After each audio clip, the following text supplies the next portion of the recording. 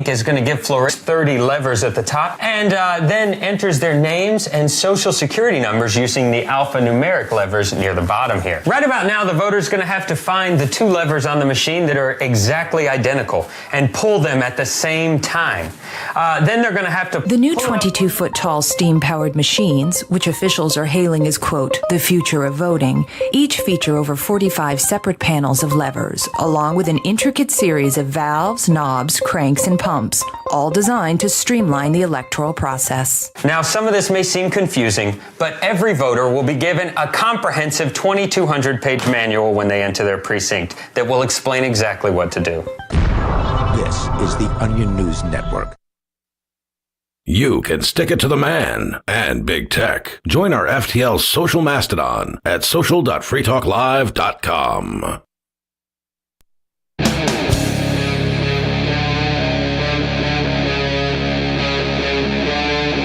Free Talk Live.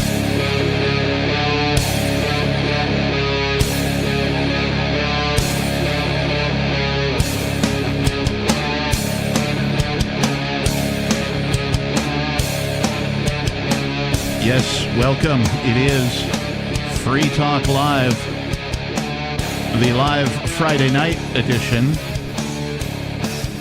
If you would like to call and take control of the airwaves, talk about whatever is on your mind, you are welcome to do so. The telephone number in the studio is 603-283-6160. Again, 603-283-6160. In the studio tonight, it's myself, the Lord Reverend Captain Kickass. Joining me, it's Nikki. And Bonnie. Oh, wow. Two chicks at the same time. I haven't been on the show with you in a long time, except when I was first chair, so this feels really weird. Yeah, it's definitely different, but I'm glad to be here with both of you. You know, I really wanted to do an "and we're back." My brain was like getting ready for it, and then I'm like, no, it's Friday. It's Friday. Save it. Who's in here? Richie Rich. No. Who was with me with Joe? Oh, it was Joa. Oh. Joa was in here. And Joa's he has filled in on a Sunday before, so he's familiar with the Sunday routine. And so he tried to do it, and I kept him muted so he couldn't. And then I unmuted him, and then he did it anyway. Oh. And I'm like, okay, he got one in. Is it bad juju to not do it on Sunday, or do it on a not Sunday? I don't know. It just feels like a Sunday thing, right? Like we've gone out of our way to make Sunday sort of a little bit different. It's like our trademark, Yeah, than every other edition of Free Talk Live. It's a little slightly less serious, a little more zany, if you will. You know, some of our topics on Sundays are usually tabloid-esque, plus we do feature the number 2 story every week, or at least every week that we have one. Yeah. Not that we never have more than one story. It's just that some of the number 2 stories are specifically the number 2 story. I don't think I've been on a Friday at all. Not that days of the week really matter to me. It all blurs together. Is this your first Friday? This is my first Friday. I was going to say I haven't been on one at all in a while since me, you, and Chris Wade used to do it. I was going to say that used to be the Friday 2 lineup. years ago, Yeah. At this point. That was just post-raid. I'm sure I've done it every day, just considering just those couple weeks after the raid. Yeah. I'm sure you both have. I know I did more than 2 weeks straight. Yeah. So, 16 days in a row or something. Yeah, 17 or something. Yeah, but who's counting? We have all sorts of things to talk about. I've got a ton of show prep. I know you all have show prep as well. The hot topic today, I think, is just 100 billion more for war. Sounds like a song title. More, right? Not so they've already been giving billions and billions and more billion, tens of billions, 20s of billions, 30s of billions of dollars to the Ukraine and to the Middle East, right? On both sides of that thing, right? Weapons and money and, lions and tigers and bears, oh my. But I got this from antiwar.com, but it's been on several different websites. Biden pitches Americans on funding wars in Gaza and Ukraine. Yep. Makes sense. So, dear Mr. Biden, no! Well, No! No. I Just guess I was no. confused last time because I said that he was funding both sides of the war, but it's a little different just because he's not sending money to Hamas and Israel. He's sending money to like Gaza. Like, and I'm not saying it's good. I don't think we should be sending any of the money, but I was definitely confused last time when I said that. That's my point. Is okay. So let's see. We get $700 for those devastated by the whatever the hell happened in Hawaii, right? $700. Oh, they each got only $700. $700, right? Yeah, but Dang. $100 million for war. Terrible. Yeah. Where does this money come from? Another thing I saw, Al Jazeera, which I have a story about Al Jazeera from a different from Zero Hedge. They were saying that Israel doesn't even need any more money. Like, even if they got any money, that it wouldn't really affect. It's not that they need money for this war. They have it covered. Even like they have like all their weapons covered. I'm sure they're doing better than the U.S., who is how many trillions of dollars in debt? Oh yeah, I don't know if they have debt or what, but for whatever reason, they have a very well-funded military. And it's not even like, oh, if we give them money, it's gonna help them out. It's like solidarity, which is just stupid. And it's like $100 million of solidarity is extra stupid. And I'm sure there's more insidious things going on behind the scenes with that money. Like, it's not to save money puppies laundering. and exactly. It's never to save puppies and kittens and children. They're beheading babies. Apparently, that's just what they say. And then like you can't. Even find a video. I've seen some videos online that I really wish I hadn't have seen. So horrible things are going on over there. And well, if we just throw money at them, then they'll stop beheading the babies. I mean, that's kind of the way the United States, and I'm sure most governments, feel like they can solve problems. Like with anything, like even like domestic issues, right? Anything going on in the U.S., if we have any issue at all, they're like, we'll just throw more money at it. And it never works. And I doubt it's going to work now. And yeah, it's only really going to make it worse. It's just like, I don't understand why the American people have to be involved in this at all. And you don't get to decide if you're like, yeah, the money I put in for taxes, leave mine out of this. No, it's just Joe Biden gets to decide, or whoever else. Well, and that's what this alludes to, that the president is expected to ask Congress for $100 billion for Ukraine, Israel, Taiwan, and bordering funding. So It's like Israel's already been doing terrible things to these people for so long. It's not like I'm saying anyone deserved to get bombed. I'm definitely not.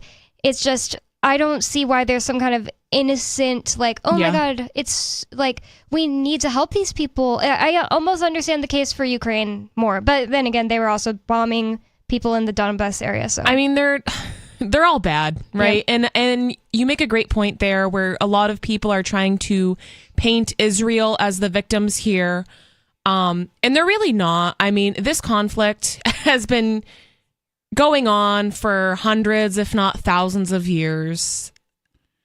And both sides have done horrific things. And I don't think we should be funding it on either side.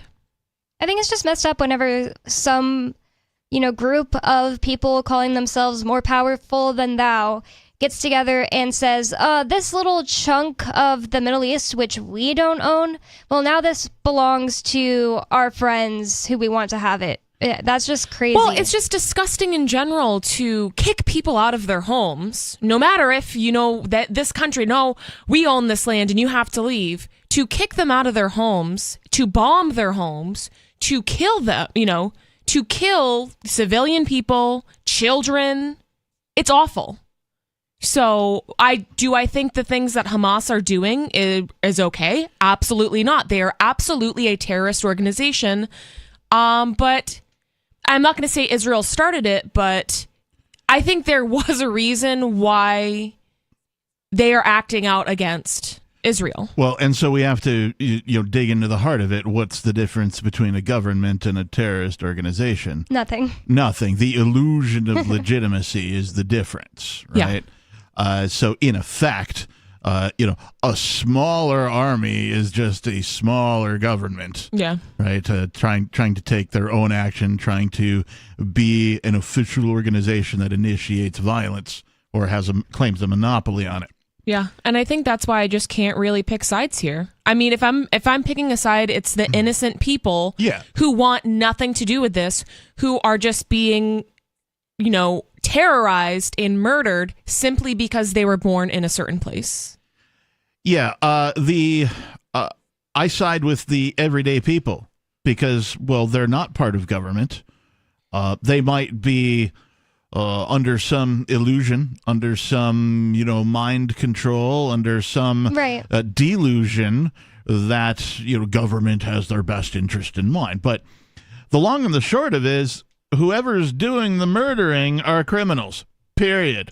In the eyes of, well, all law. If you even go back to common law or maritime law, things like that, the basis of law is if you've harmed another person or their property, then you have committed a crime. Well, here we have people harming other people. That is a crime. I don't care what, flag you fly under, what organization you claim to be with. If you're murdering other human beings, you're in the wrong. Period. And the other thing is if somebody murders someone that is part of the group you claim to own, murdering other innocent people back isn't the same thing as self-defense. That's what people don't understand. Did you know Walter Block came out with this article Ian read in the Wall Street Journal? And Walter Block, for those who don't know, is a libertarian who wrote he wrote Defending the Undefensible, and he is supposed to be a really good libertarian. I don't really know much else about him, but he wrote this article. Ian read part of it to me that said, we must side in full force with Israel. And if any innocent people die because of Israel bombing Gaza, well, that's Gaza's fault because they started it. I was like, what? No. That's People crazy. are getting really crazy over this, and I feel like it's so dumb. It's not self-defense to do that. Well, I think a lot of it has a religious backwash. So I think a lot of Christian and Jewish people that I know personally seem to only be siding with Israel because of their religious faith.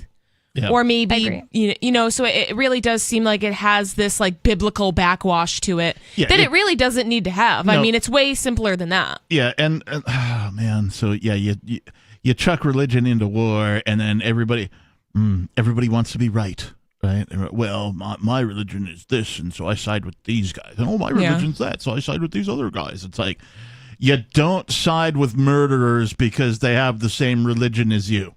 Yeah. I'm sorry. I don't care what religion you are part of. If you side with murderers, you are wrong. And it's there's plenty of people who are Muslims. There's plenty of people who are Jews that get that, but they don't get to have a say because there's these government people or terrorist organization people who are just doing these terrible things to people in the name of their religions. Right. And I bet the average person in these groups don't want this happening at all. But I don't know. There are people in America who aren't even part of it at all, and they're cheering it on. It's it's just fun for them because they don't know what war is like. It's like football, right? Yeah. And I think that's a great point too, is because a lot of Americans don't know what war is like, right? Aside from maybe people that were in the military, right? But the average person, the average American, hasn't seen war at all. They can't even comprehend the horrors of war. I know I can't. But even just speaking with some of my friends who, maybe were in the military or have seen some things like this, there's some of their stories are unfathomable for me, just as a layperson, right? Yeah. People frequently confuse me as a military veteran. And you're like, just based on your appearance? Yeah, how I carry myself or whatever. And I know now why. It used to confuse me. I'm like, why does everybody think I was in the frickin' military? Right? Yeah. I never joined. I never signed up. I never went through any basic training or anything. None of that. I have friends who have. And it wasn't until I started hanging out with a couple of people who were involved with an organization called IVAW, IVAW, Iraq Veterans Against War, Nice. that I realized what the connection was. And I'll lay it out for you. I was abused as a child. And when you become abused, you have to sort of build yourself back up because you are torn down by your abuser, right? And so when you finally get to a point where you have some sort of free will, right, to do what you want to do and in your own way and all that kind of stuff, you have to go through a rebuilding process to rediscover who you are. This is exactly what happens in the military, right? The basic training is designed to break you down. Oh, absolutely, yeah. Right? They literally abuse you, break you down, and then they build you up so that you're an order follower. In their image. Right, yes, Yeah. exactly. And so then when they get out of the military, assuming they didn't die, right? When they get out of the military and return to civilian life, they have the same sort of quirks that I have, because now they're like, oh, I'm finally able to do what I want and how I want, but like I've been like sort of abused into these behaviors, and now I got to figure out how to manufacture a life out of this now. And so that's the similarities, right? Abused children, when they grow up to become adults, act in many of the same ways that those who have PTSD from the military do when they get out.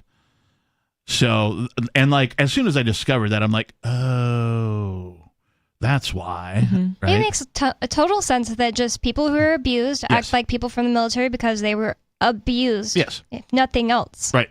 Yeah. It really that simple, right? The counseling is the same. The like I could probably be doing like microdosing, if I thought my PTSD was so bad or whatever, right? But I'm confident that I'm over that kind of stuff. Although I will say that no one ever truly like gets over it 100%, right? There's even like even the veterans who do like the microdosing and all that kind of stuff, and they claim to be cured of their PTSD. They still don't get over it, right? Forgive but not forget, right? Well, that's the thing, right? There's certain things that you just can't forget. Right. Plus, it was like you were so young that your like subconscious was even. That's when your subconscious gets created and your basic personality gets created between like 1 and 6 years old. Right. That's something it at least takes a lot of like intense therapy or something to like retrain, but it probably can never be completely changed. Yeah. So I've gotten to a point where most people, if you ask them about me, they're like, yeah, he seems like a nice guy. He's kind to everybody, that kind of thing. That's on purpose. You are. That's not because that's like how my innate person desires to be. It's because, well, I've been through some S. And I and I realize that I have no idea who I'm talking to most of the time. The background, people keep secrets about themselves and what they've been through and all that stuff. So, like, I just try to default to kindness as my base sort of persona. Every now and again, I get burned by that. You know what I mean? And it irks me so bad when I do get burned. I'm just like, no. But, I feel like that's a far better approach than being a crotchety old man who's angry at everything and just, anger, and all that kind of stuff. I feel like it's a better approach, and it's had positive effects on me, right? Whenever I find myself in a situation, whether it's financially or emotionally, where like I'm feeling a deficit, right? What I do to get out of it is I just turn around and I start giving. Right. Whether it's like volunteering to do something, some sort of charity work, giving to charity, or just even helping somebody else out if they need it, that kind of a thing. If you throw yourself into giving, that is a healing moment, at least for me. That's crazy. And that's how I get myself out of things like depression or like, if I want to, start falling back into some, memories and flashbacks and stuff like that. We were just talking about like this topic. Really? Yeah, on Wednesday, Just that, after the show. Wow. When you're feeling bad or something terrible is happening to you, focusing on other people helps you feel so much better in general. Like, something we've been talking about. The like selfishness can kind of will feed any depression. And if you can like, okay, I'm not going to focus on myself anymore because this isn't a happy place on the inside, right? I'm going to focus on my friends and my family, and I'm going to work on helping them and giving to them. It's almost like the universe sees that and reciprocates that. And it's almost like, well, like in the law of attraction, right? If you want good things to come to you, you have to put good things out there. Right. Exactly. So. And so, like, I factually speak, so I have a bit of a dichotomy, right? I have a logical and factual side of my persona. And when an emotional thing is happening to me, if I deem that it's, this is an or this isn't good or whatever, if it's like anger, I'll remove myself from the situation. Mm-hmm. If it's something else, I will just remind myself with my logical side to go, okay, look, I've got food, I've got shelter, all the basics are covered, right? My electric is paid, right? All this kind of thing. And so as long as I have those, I know I'm okay. And so now I can focus on the giving part, right? Because I know that even though I'm feeling a certain way, like I'm taken care of, right? I have all the basics that I need. And so now I can focus on giving. Now, is it, does somebody need help? Does somebody reach out? Is there a place I can go to like give help? Is there an organization I can donate some time to, or some money or help out in some other way? Is there individuals that I can do that for? That always gets me over that. So it's just a healing technique that I learned. I don't even know how it's been, probably 20 years. And the more I use it, the better off I am. That's great. It's I amazing, wish more people too. did that. You know what I mean? It really is amazing. Like, I can't even tell you how amazing it is. Did you just think it up yourself, kind of, like figure it out yourself? Or So, like, before I was into, we'll call it libertarian philosophy, I went through a series of sort of religious philosophers, and there's one guy out there whom a lot of our listeners probably have heard of. His name is Dr. Wayne Dyer.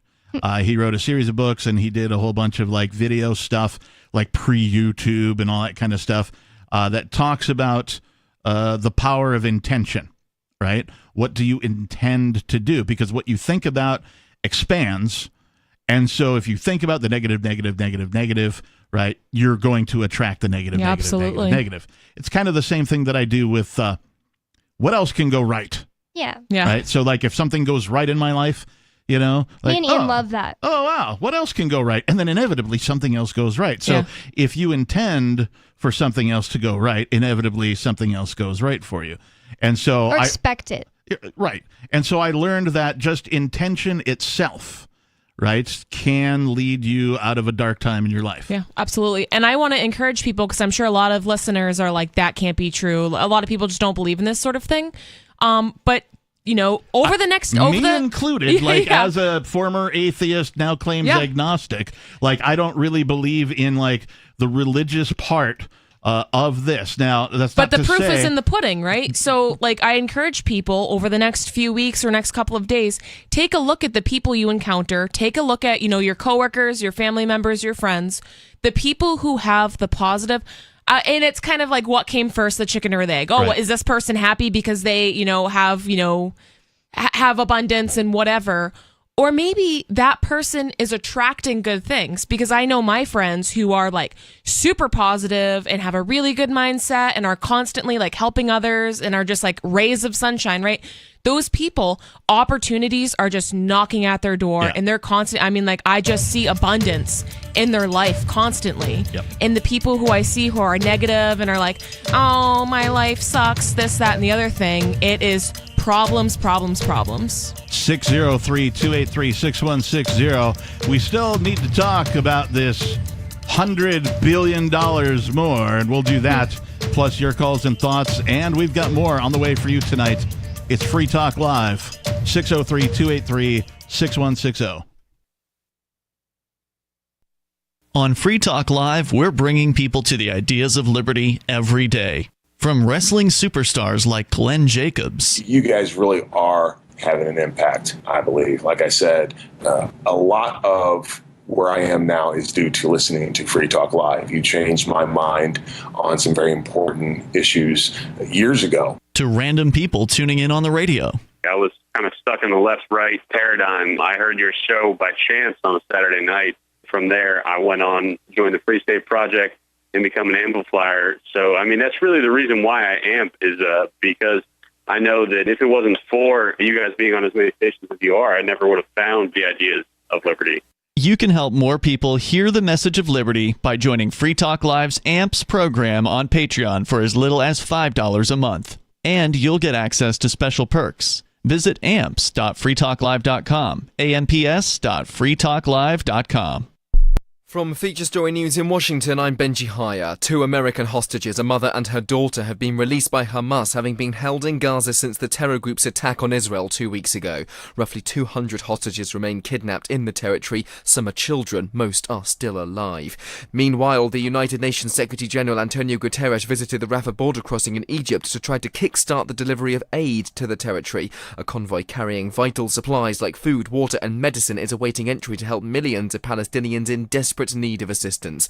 But as Ross Cullen in Tel Aviv reports, there are a number of challenges facing the delivery. There's some real issues in the infrastructure side of this. The roads in and around the Rafah border crossing on the Israeli, after the Israeli airstrikes in that area on the Gaza side have been cratered, potholed and damaged, and they have had to be repaired by Egyptian machinery being brought over from Egypt ahead of those trucks. As the works begin as a result of that, the Israeli airstrikes on the 10th and the 16th of October to try to repair the damage.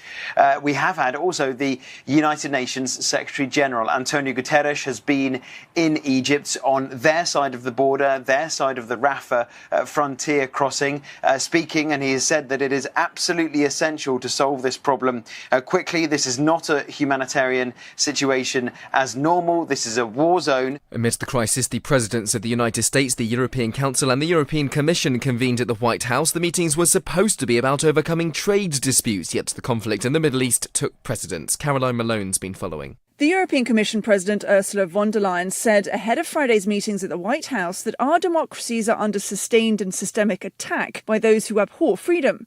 With that in mind, US President Biden is pushing Congress to support more than $100 billion in aid for Israel in its fight against Hamas, which has widespread political support, and continued military funding for Ukraine, which is more challenging. Down Pennsylvania Avenue, the heart of American democracy is in a state of paralysis. US Congressman Jim Jordan's failed for the third successive time to win enough votes to become Speaker of the House of Representatives. The hardline conservative lawmaker had bid to step into the vacant seat of power after the ousting of Kevin McCarthy, but Jordan fell short again on Friday. He now says he won't run again. Without someone wielding the gavel, legislation can't be passed. That includes President Biden's major package to fund Israel and Ukraine in their wars. Still, Ukrainian President Volodymyr Zelensky thanked his US counterpart for his strong support and leadership, following Biden's rare address from his Oval Office in which he urged Americans to back further military aid to preserve democracy against the threat posed by Hamas and Russia. Megumi Lim's in Kiev. Zelensky also told Biden that Ukrainian troops have been greatly encouraged by the recent delivery of long-range ATACMS missiles, which was used for the first time this week against military targets in Russian-occupied territories. From bureaus worldwide, this is... Don't miss a moment of Free Talk Live. Get our archives daily via our podcast at feeds.freetalklive.com.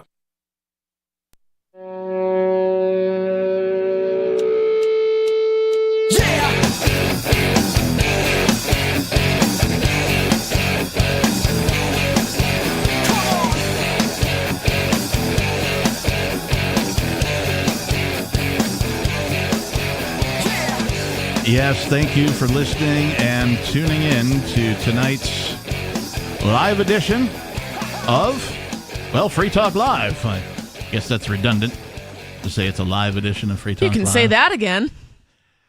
Thank you for tuning in and welcome back to this live edition of Free Talk Live. Yes, it's an echoing dual repetitive redundancy. Yep, there you go. No, see, now you're supposed to. You can say that again. It's an echoing dual repetitive redundancy. 603-283-6160. If you would like to join us in the studio, it's myself, the captain. Nikki. And? Nobody. Actually, not nobody. Soon to be Bonnie. Bonnie will be back. She had to go do a thing. So when she's done with the thing, she'll be back. So, yeah. We have a trio of hosts for your entertainment and conversational value. We haven't even really started to talk about this thing. Apparently, Mr. Joe Biden on Thursday night delivered a speech from the Oval Office. Sorry, I'm old enough to remember Bill Clinton's, whenever him and what's the girl's name? Monica. That's the one, yeah. Lewinsky. Whenever, yeah, and so I wanted to say Zelensky, and I'm like, that's not it. It was just Zelensky. Faux pas.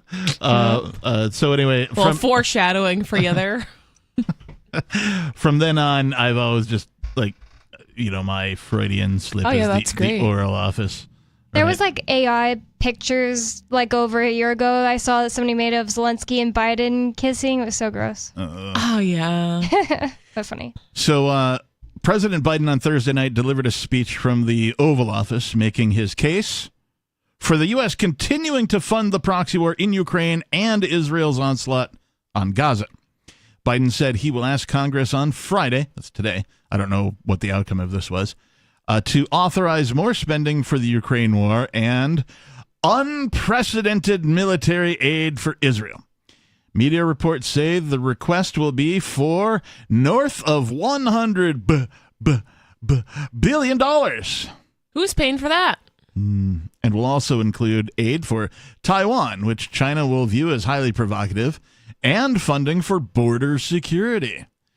About $60 billion is expected to be for Ukraine as the White House wants to pass a spending package on the war that will last through the 2024 election. So, good news, everyone. You can expect more war through the 2024 election. Great.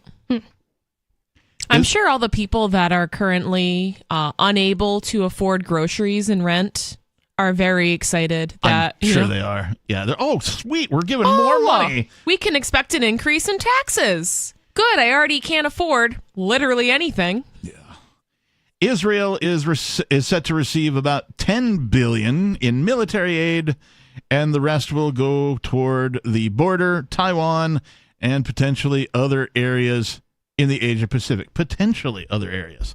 So they don't even know where some of this money's going. Potentially it could go over here, might go over there. We don't know. Who knows? Who cares? Whatever's left over, we'll figure it out. Well, it's getting money laundered probably anyway. Just the fact that when I read that Al Jazeera opinion article and it was Israel doesn't actually need any money for this war, I was just like, okay, then it's just even more obvious that it's money laundering. And with Ukraine, right when that started, I was like, okay, so Joe Biden just got inaugurated a month ago, and does anyone else remember that whole thing that happened a year before that about his son and this? Oh yeah, huge which was all tied to Ukraine and he was money laundering in Ukraine. Yep. And then all of a sudden there's a Ukraine war, and we all have to be against or for it, or else we're terrorists or something. Right, Bonnie, that's just a coincidence. You're an extremist. Yeah. That's all just a coincidence. Unpatriotic.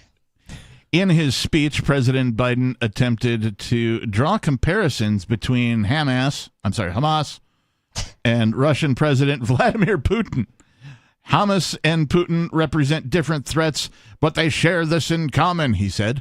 They both want to completely annihilate a neighboring democracy. Completely annihilate it, he said.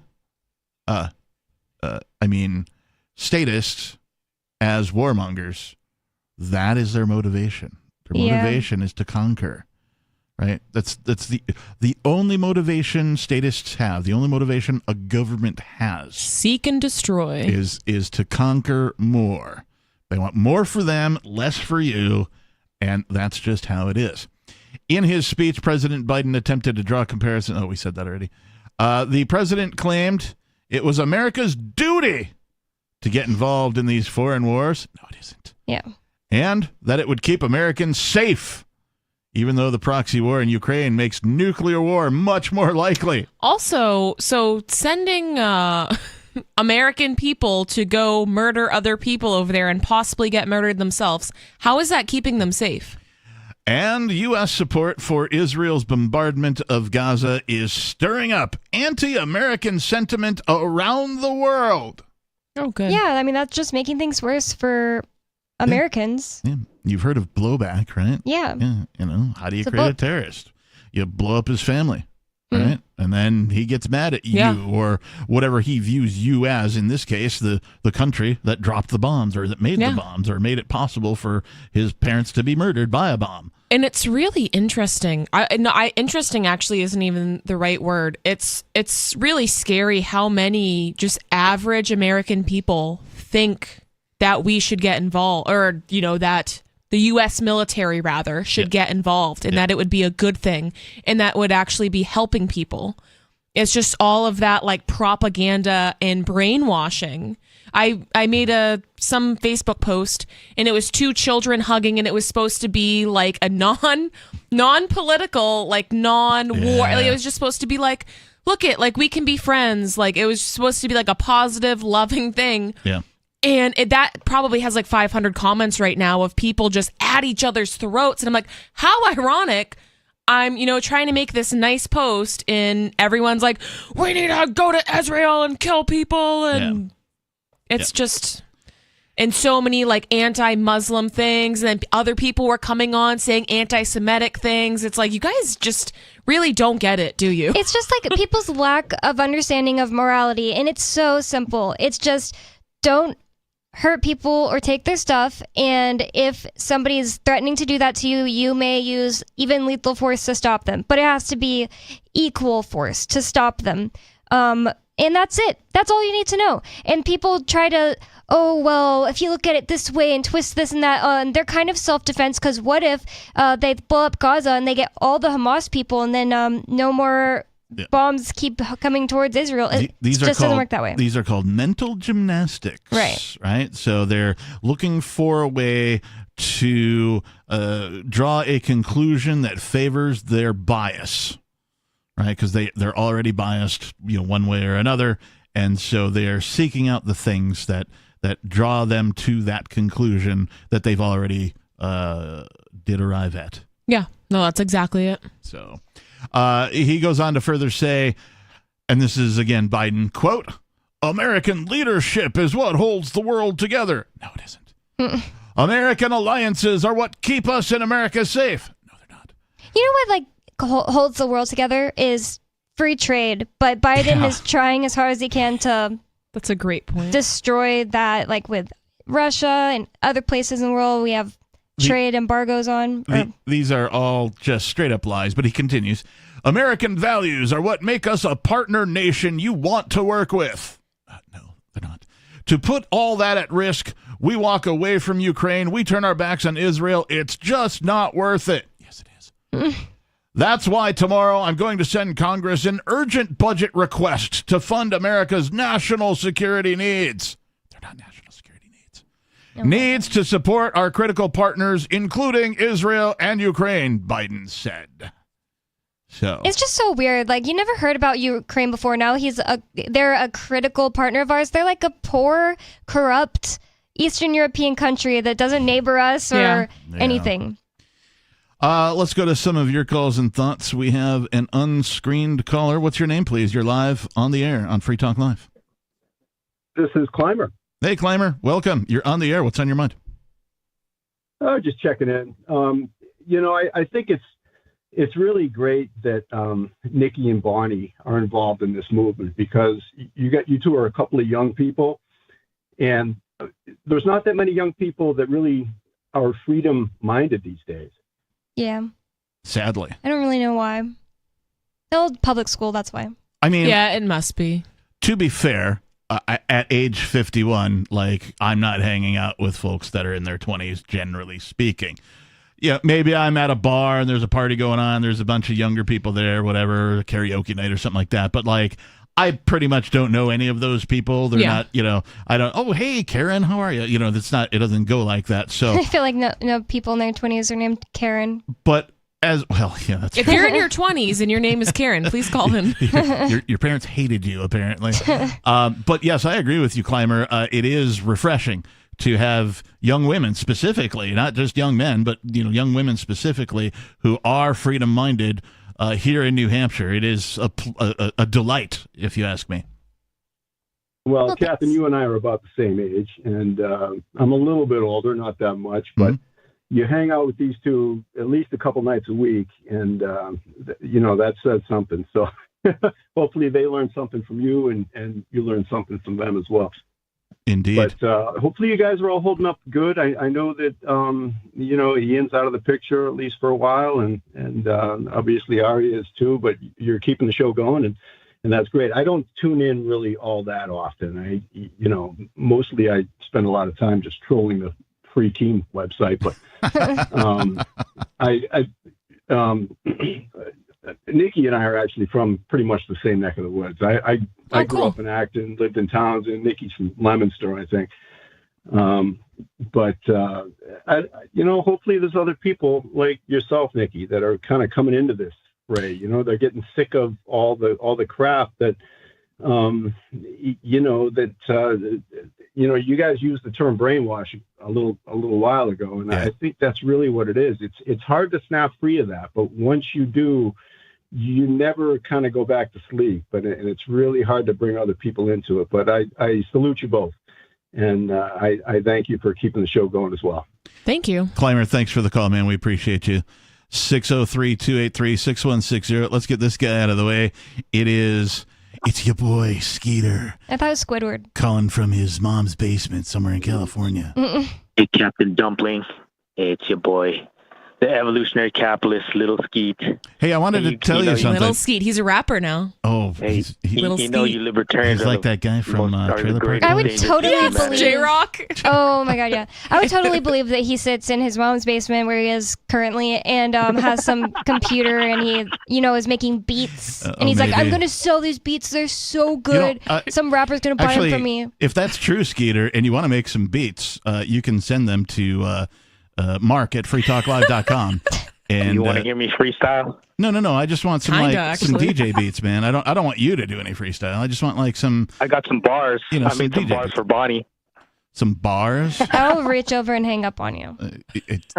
She'll do it too. When I was in high school, this boy really liked me, and I was moving, and we never dated, but we almost did. And then I just decided I didn't really like him, and he really wanted me to keep talking to him even though I was moving. And he wrote me a rap and sent it to my phone, and it included one of the reasons I made up to tell him why I didn't want to keep talking to him or dating. I was like, it's just that I'm older than you, even though I was 5 months older than him. And I was like, I just think I want to date a guy that's older than me. And in the rap, he said, I don't even care that you're older because I'm still old enough to be your lover. And my friend has a copy of it still. That's not great. Bars. It's disturbing. All right, let's let Skeeter say something. Go ahead, Skeeter. Yeah, but I'll present you that poem I wrote for you some other time. But I just wanted to say you libertarians are the greatest danger to humanity, right? You guys keep perpetuating this myth that government has infinite resources. There's not even an infinite amount of resources in the world to spend, let alone government has that much to spend. By way of comparison to you, though, their amount of resources are infinite.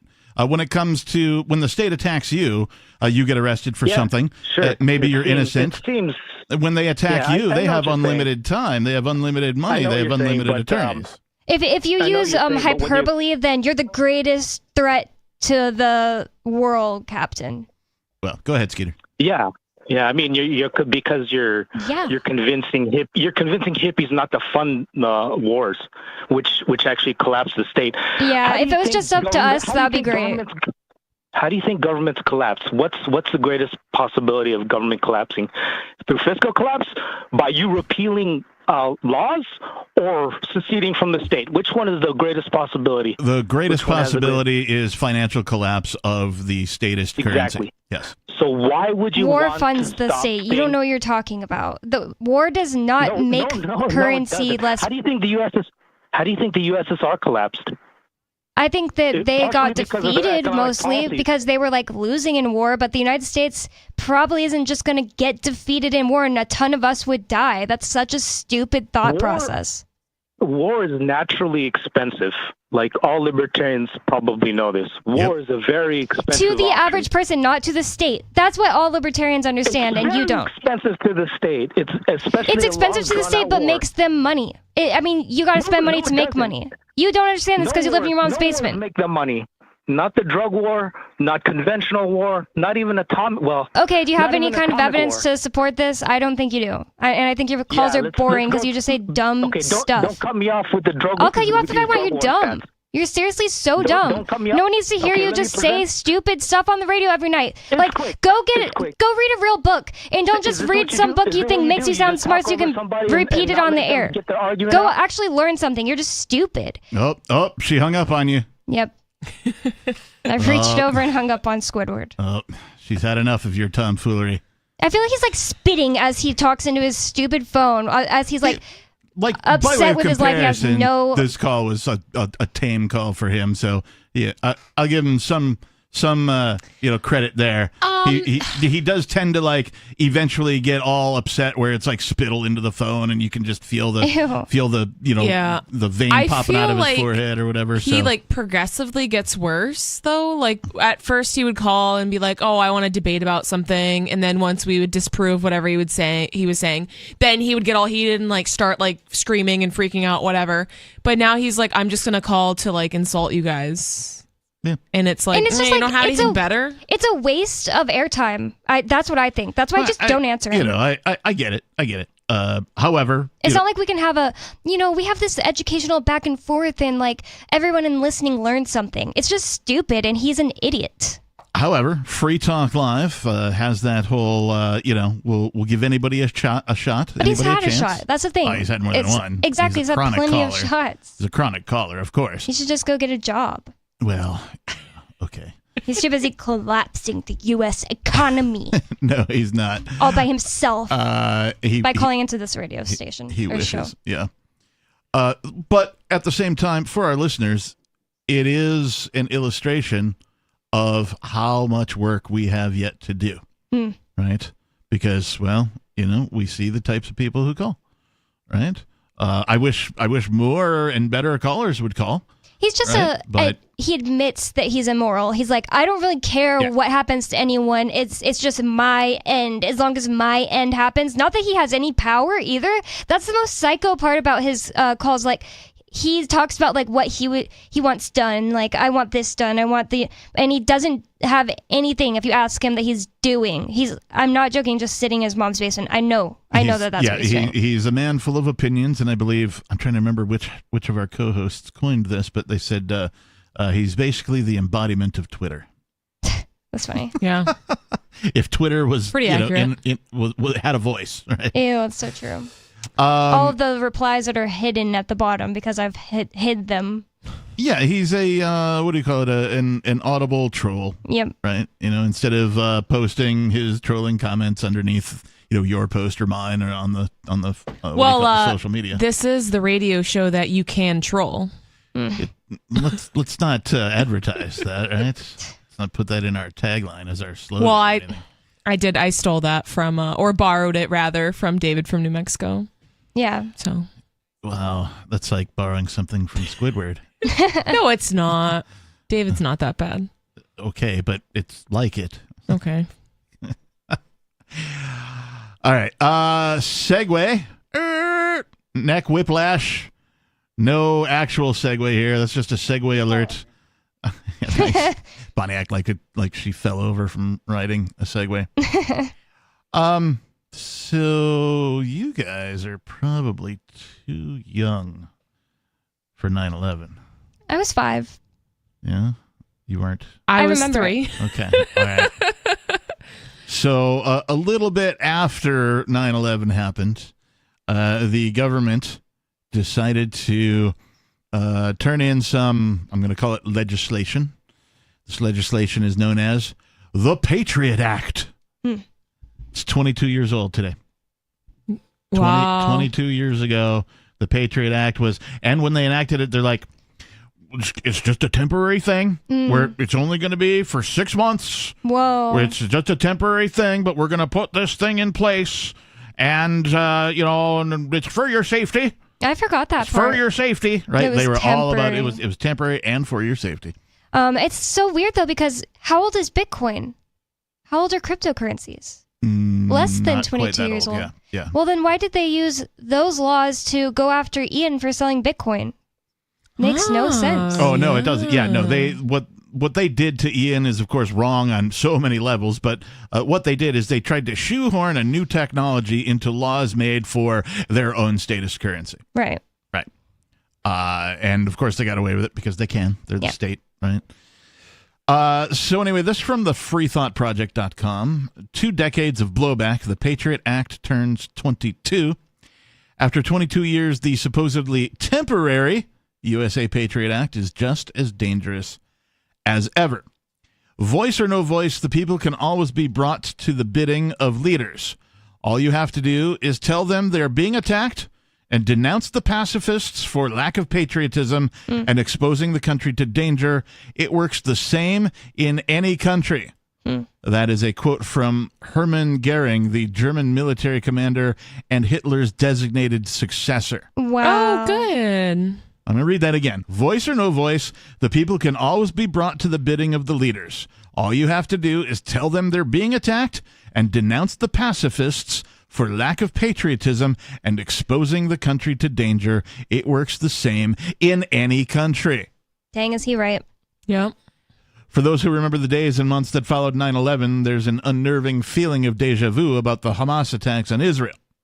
The same shocking images of carnage and grief dominating the news. The same disbelief that anyone could be so hateful, so monstrous, so evil as to do this to another human being. The same outpourings of support and unity from around the world. The same shared fear that this could easily have happened to us or our loved ones. Now, once again, the drums of war are sounding on the world stage. Not that they ever really stopped. Israel is preparing to invade Gaza. The Palestinians are nearing a humanitarian crisis, and the rest of the world is bracing for whatever blowback comes next.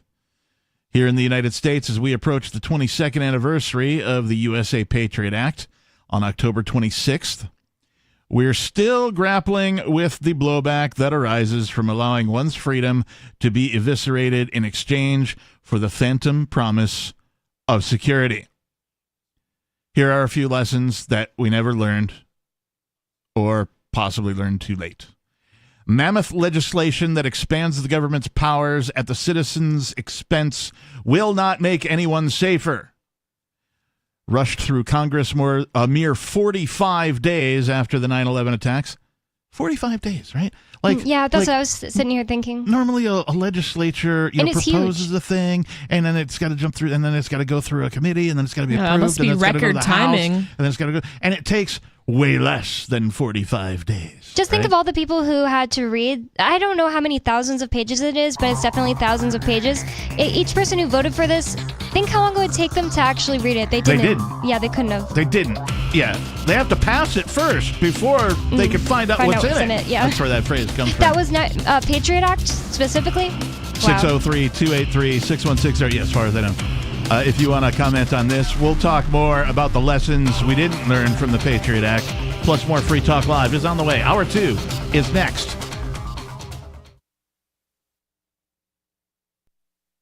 Join liberty-minded voluntarists, anarchists, and libertarians from June 13th through the 16th for the 8th annual Fork Fest at Rogers Campground in the beautiful White Mountains of New Hampshire. Fork Fest is a fork of the Porcupine Freedom Festival, which has sold out in recent years. Fork Fest happens the weekend before the Porcupine Freedom Festival. Fork Fest is decentralized, which means that there's no ticket cost and no one is in charge. All you have to do to join the fun is reserve your camping site, RV site, or motel room with Rogers Campground for June 13th through the 16th. You can find out more at the unofficial website, forkfest.party. You can also connect with other attendees on the ForkFest Telegram and Matrix chat rooms, as well as the ForkFest forum. You can find links to those at forkfest.party. We hope to see you there June 13th through the 16th. forkfest.party. Eleutheromania, the insatiable desire for freedom. It's the new 3-song heavy metal EP from Captain Kickass. Available now on your favorite music app or get it directly from CaptainKickass.com. If you want to know the latest about Free Talk Live before we go on the air, all you need to decide is how you want it delivered. It's your choice. Visit news.freetalklive.com to receive our usually weekly news updates by email. Plus, we have a Twitter account at twitter.freetalklive.com, and you can follow us on the decentralized Mastodon platform at toot.freetalklive.com. So please follow us at toot.freetalklive.com and sign up for our emails at news.freetalklive.com. You're listening to the live edition of Free Talk Live. Hour number 2 is next after the news here on the Liberty Radio Network at LRN.FM. From Feature Story News in Washington, I'm Benji Haya. 2 American hostages, a mother and her daughter, have been released by Hamas, having been held in Gaza since the terror group's attack on Israel 2 weeks ago. Roughly 200 hostages remain kidnapped in the territory. Some are children, most are still alive. Meanwhile, the United Nations Secretary-General Antonio Guterres visited the Rafah border crossing in Egypt to try to kickstart the delivery of aid to the territory. A convoy carrying vital supplies like food, water and medicine is awaiting entry to help millions of Palestinians in desperate need of assistance. But as Ross Cullen in Tel Aviv reports, there are a number of challenges facing the delivery. There's some real issues in the infrastructure side of this. The roads in and around the Rafah border crossing on the Israeli, after the Israeli airstrikes in that area on the Gaza side have been cratered, potholed and damaged, and they have had to be repaired by Egyptian machinery being brought over from Egypt ahead of those trucks. As the works begin as a result of that, the Israeli airstrikes on the 10th and the 16th of October to try to repair the damage.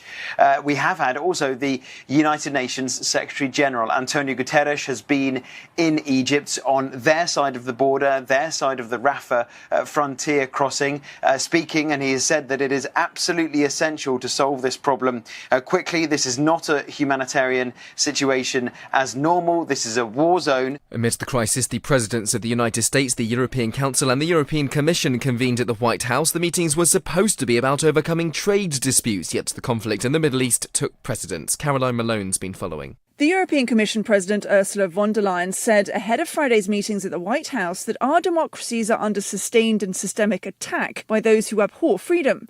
With that in mind, US President Biden is pushing Congress to support more than $100 billion in aid for Israel in its fight against Hamas, which has widespread political support, and continued military funding for Ukraine, which is more challenging. Down Pennsylvania Avenue, the heart of American democracy is in a state of paralysis. US Congressman Jim Jordan's failed for the 3rd successive time to win enough votes to become Speaker of the House of Representatives. The hardline conservative lawmaker had bid to step into the vacant seat of power after the ousting of Kevin McCarthy, but Jordan fell short again on Friday. He now says he won't run again. Without someone wielding the gavel, legislation can't be passed. That includes President Biden's major package to fund Israel and Ukraine in their wars. Still, Ukrainian President Volodymyr Zelensky thanked his US counterpart for his strong support and leadership, following Biden's rare address from his Oval Office in which he urged Americans to back further military aid to preserve democracy against the threat posed by Hamas and Russia. Megumi Lims in Kiev. Zelensky also told Biden that Ukrainian troops have been greatly encouraged by the recent delivery of long-range ATACMS missiles, which was used for the first time this week against military targets in Russian-occupied territories. From Bureaus Worldwide, this is FSN. With FSN Spotlight, I'm Simon Marks. We heard yesterday one version of what might happen in Gaza, the concept of a UN trusteeship overseeing the governance of the territory instead of Hamas. But now another idea has been put forward after Israeli government leaders said a ground assault on Gaza could begin at any time. So why has it taken nearly 2 weeks for the much-anticipated ground offensive to begin? And what is its aim in Gaza beyond neutralizing Hamas as a political and military force? In Tel Aviv, we hear again today from reporter Noga Tarnopolsky. The Israeli leaders who were caught by surprise by this really cataclysmic terror attack, they were unprepared. I have not heard any mention of what the plan is post-invasion. Yeah. And Israeli opposition leader Yair Lapid, who's a former prime minister, he said that the Israeli people need to hear more than just, we're going to invade. They need to hear what comes next. And he proposed the future leaders of the Gaza Strip once Hamas vanishes should be the Palestinian Authority, that is the internationally recognized Palestinian government in the West Bank. But all that presupposes Hamas will indeed vanish, and that the people of Gaza are willing to be governed by someone else. The stakes are high, and the outcome still very uncertain. With FSN Spotlight, I'm Simon Marks. And our top stories again. 2 American hostages have been released by Hamas, having been held in Gaza since the terror group's attack on Israel 2 weeks ago. Roughly 200 hostages remain kidnapped in the territory. Some are children, most are still alive. Meanwhile, the United Nations Secretary-General Antonio Guterres visited the Rafah border crossing in Egypt to try to kickstart the delivery of aid to the territory. And in the US, Congress remains in paralysis. Jim Jordan's failed for the 3rd successive time to win enough votes to become Speaker of the House of Representatives. That was the latest feature story news. I'm Benji Haya in Washington. Odds are, if you've looked outside recently, you've noticed that all dogs everywhere are running. Scientists can't explain why all over the world dogs of every breed are running nonstop. I'm joined now by animal behavior expert Dr. Charles Davenport. Charles, what can you tell us? All we know for sure is that the dogs are running fast. But we don't know why the dogs are running? There are a few reasons that dogs normally run. Because they're excited or scared, or they see something they want far away, or because they're happy. However, usually they don't run at the same time or in the same direction. Do we have any idea where the dogs are running? West. All the dogs are running west. Do we expect the dogs to ever stop running? We don't know. Animal behavior can evolve over time. Maybe running forever is just what the dogs do now. Dr. Davenport, is there any chance that the running dogs are somehow related to last night's blue meteor shower? Or the fact that horses are screaming? Inconclusive. Well, please keep us posted. Up next, where are all the children? This is the Onion News Network. We're still not sure why you'd want to watch, but our video feed is streaming nightly for free at cam.freetalklive.com.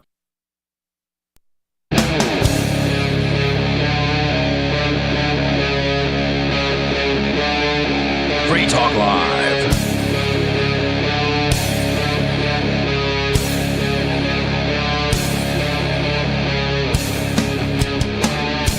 Yes, it's Free Talk Live.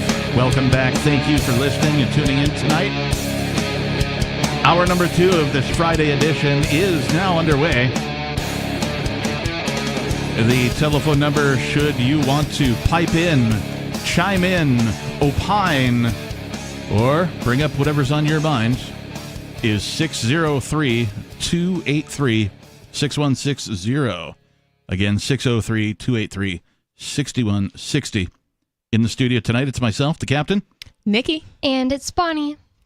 Before we go on, this hour of Free Talk Live is brought to you by Dash Digital Cash. Dash is the cryptocurrency designed to be used for spending. Are you tired of the ever-inflating U.S. dollar? Well, you can live your life on Dash instead with some handy websites. Bitrefill.com has been accepting Dash for years and has a ton of big-name retailers and brands, including grocers, gas stations, phone refills, Amazon, and even prepaid MasterCards. Plus, many of their gift cards are available at a discount.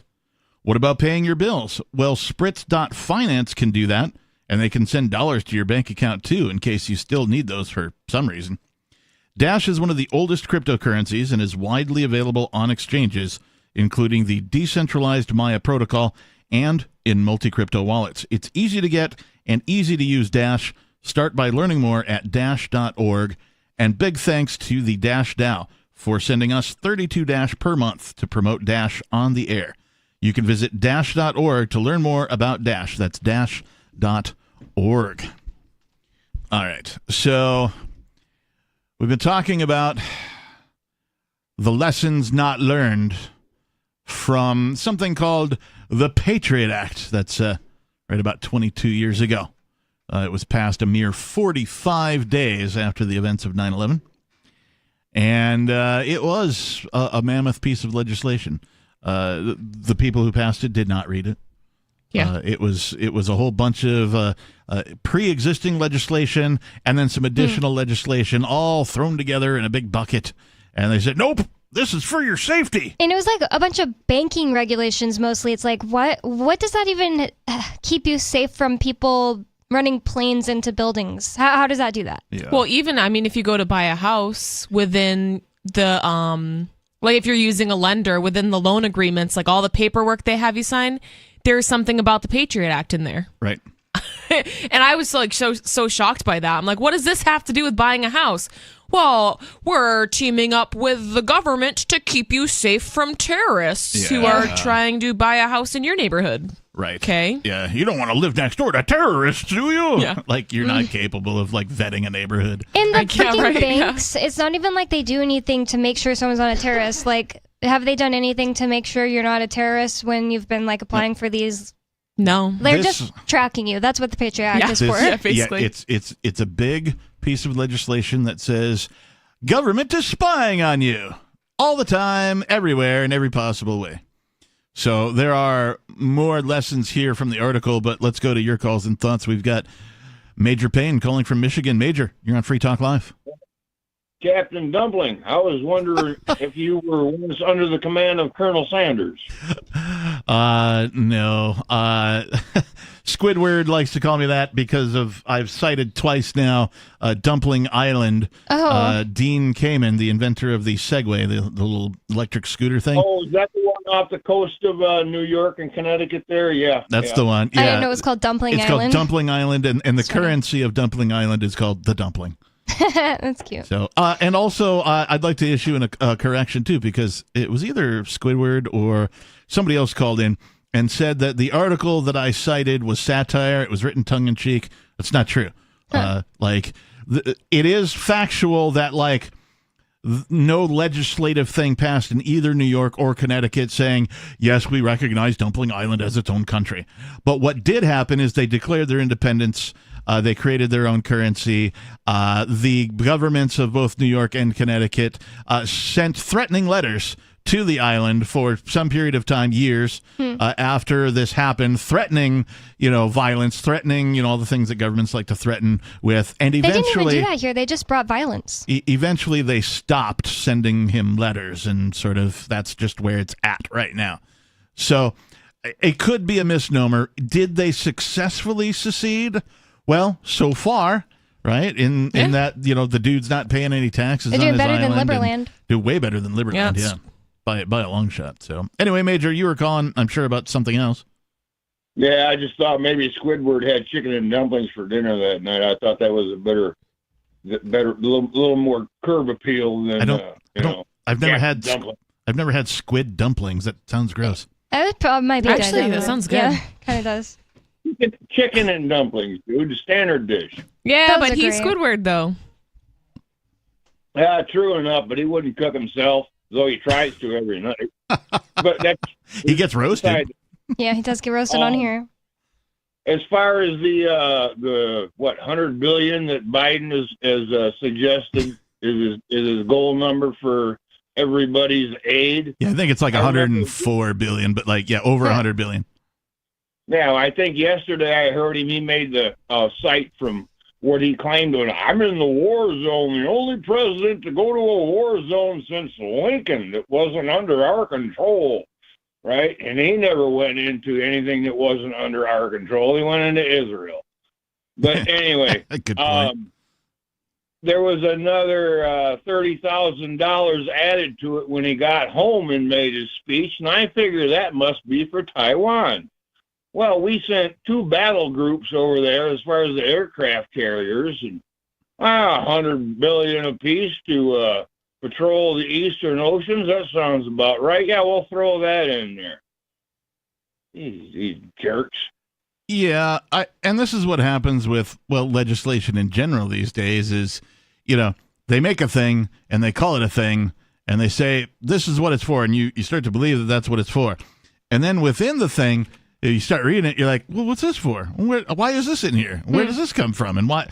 No, this doesn't make any sense. Why Gender studies in Iraq or whatever. Yeah, or Afghanistan. Some obscure research program for flamingos in Florida or something gets thrown in there. This sounds you're important. Like, why is that in there, right?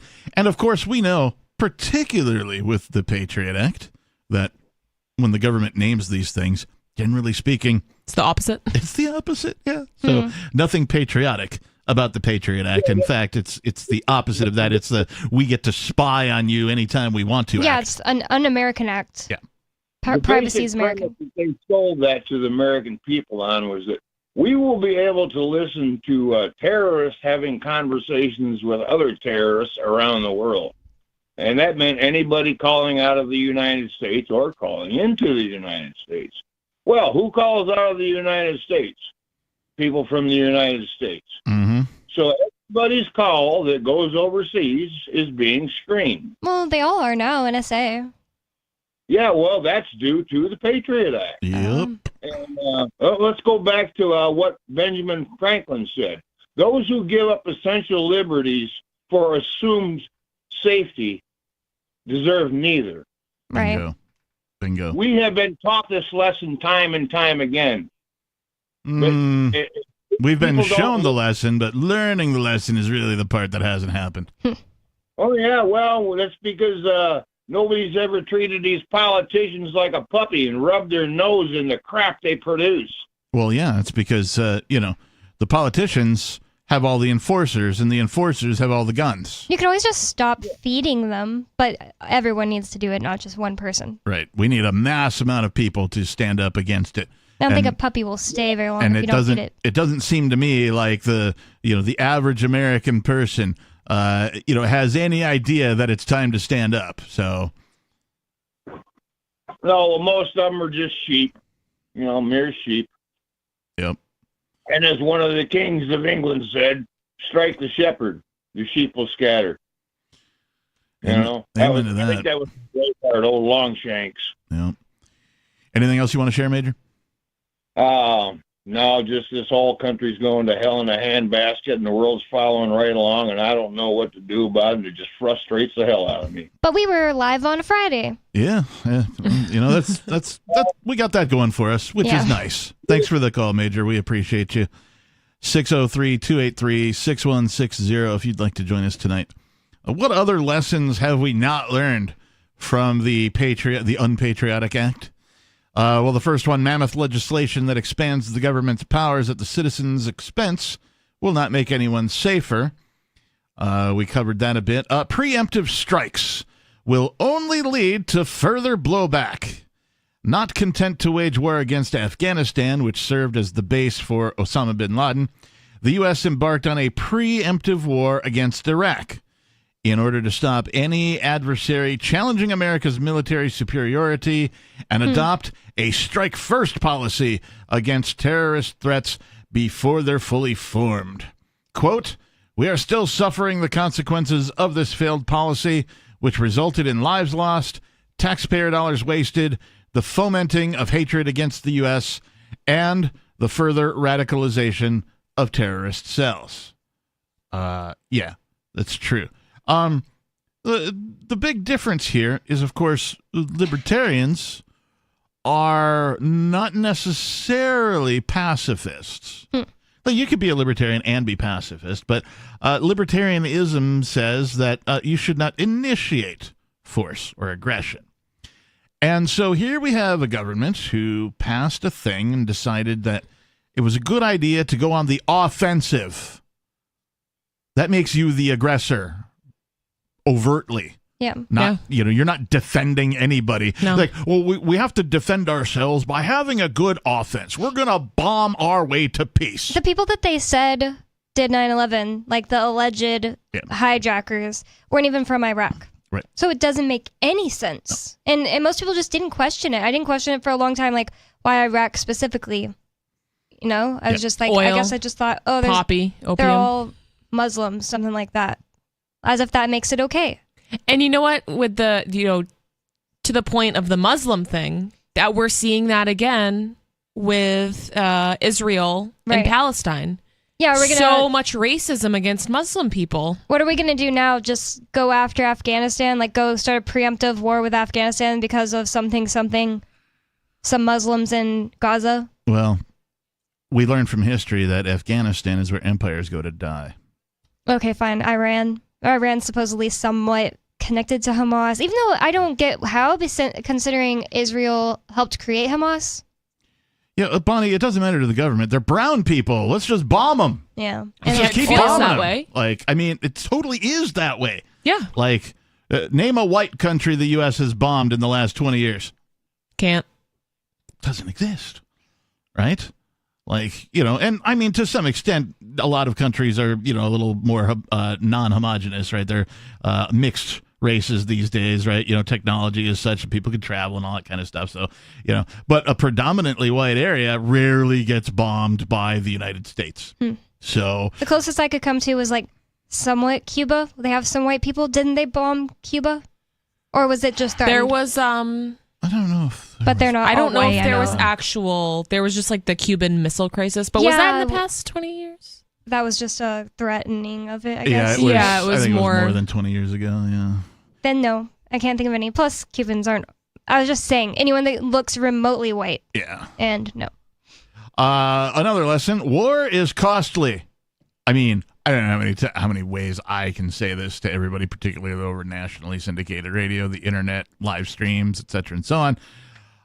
War is not only costly, it's retardedly costly, right? It is just a mammoth expense that can only be paid in the way that war is being conducted by the U.S. can only be financed by fiat currency, that is currency backed by nothing other than the full faith and might of the United States military itself. That's the only thing backing the dollar right now. Nothing else. They print it out of thin air because if they had to actually send you a bill every year on your taxes for how much your portion of these wars cost you, war would be over tomorrow. Because everybody would get that receipt and be like, no way in hell am I paying that. That's not going to happen. That'd be nice, but yeah, I don't even believe that. So instead, they print more money out of thin air and increase the national debt and inflate the dollar so that your dollar actually gets you less than the day you earned it. Yep. So, I mean, that's definitely right. There are many reasons to go to war, the article continues, but those who have advocated that the U.S. remain at war year after year after year after year are the very entities that have profited most. I just want to say, on the topic of dollars always being worth less and less every day, I got paid for something in silver recently. Nice. 3 different types of silver. Yeah. 3 were little square rectangular blocks, and then a coin, and then a silver spoon. Ooh. And I just keep like playing with it. It's like so fun. I keep just imagining I'm in like biblical times or something. I'm like 30 shekels and like throwing it and hearing the noises. That's so funny. So pretty. It's just so funny. My sister had a coin collection growing up where she collected like silver and different types of coins, and she'd just play with it. Yeah, I love the noise. It's so I pretty. remember one time I like took her coin collection and I was playing with it, and she could tell what coin it was from like across the house, and she's like, "Somebody's playing with my silver." It's funny. The costs are not just monetary; they also include more than hundreds of thousands of civilians who have been killed, or the millions displaced from their homes as a result of endless wars, drone strikes, bombs, and violence. The tactics, another lesson, the tactics and weapons of war, once deployed abroad, will eventually be used against the citizenry at home. The horrors that took place in Abu Ghraib, the American-run prison in Iraq, involved U.S. military personnel humiliating, hurting, and abusing Iraqi prisoners in a myriad of perverse ways. While American servicemen and women smiled and gave thumbs up, naked men were threatened by dogs or were hooded, forced into sexual positions, oh my God, placed standing with wires attached to their bodies, or left bleeding on prison floors. It's horrifying. Yeah, this is a very a forgiving description of what happened there. Adding to the descent into moral depravity, the United States government legalized the use of torture, including waterboarding, in violation of international law and the so-called pursuit of national security. It's disgusting. The ramifications have been far-reaching, with domestic police mirroring a battlefield mindset in their encounters with American citizens, including the use of torture tactics at secret locations such as the Homan Square in Chicago. Wait, what? What is that about? So there is a place in Chicago where they would take people and torture them. Oh. Yeah. Like Americans or like alleged terrorists? The disappeared. Chicago police detain Americans at abuse-laden black sites. This is is from The Guardian. Secret interrogation facility reveals aspects of war on terror in U.S. They disappeared us. Protesters details 17-hour shackling without basic rights. Accounts describe police brutality, missing 15-year-old, one man's death. Wow. Oh my God. Oh my gosh. The Chicago Police Department operates an off-the-books interrogation compound, rendering Americans unable to be found by family or attorneys while locked inside what lawyers say is the domestic equivalent of a CIA black site. So, Oh my God. the article is basically just saying we have police now mirroring the military's tactics Yeah. by What setting year? up torture sites. I don't remember what year that was. Because I know during the 2020 Black Lives Matter riots, there were people claiming that people were getting snatched up in unmarked vans. Yep, I remember that too. This other article doesn't say the date, or at least I'm not familiar enough with it to find it. Hang on, I'm going to look one more time. It's really terrifying. This article is 8 years old, so you do the math. Supporting war and supporting that just makes you a bad person. Yeah, Well, absolutely. And again, I'm old enough to know when there was just the threat of the United States becoming a police state after this legislation went in, this so-called Patriot Act, right? Because prior to that, police were not militarized. They were not, largely most police did not wear bulletproof vests. Yes, they didn't carry SWAT gear. SWAT gear. They didn't Bearcats. carry they didn't have Bearcats. They didn't have tanks. They didn't have, at most maybe they had like a bomb squad or something like that they could call in. Maybe they had like an armored vehicle that they would all get behind when they were about to detonate something that looked like a bomb, that kind of a thing.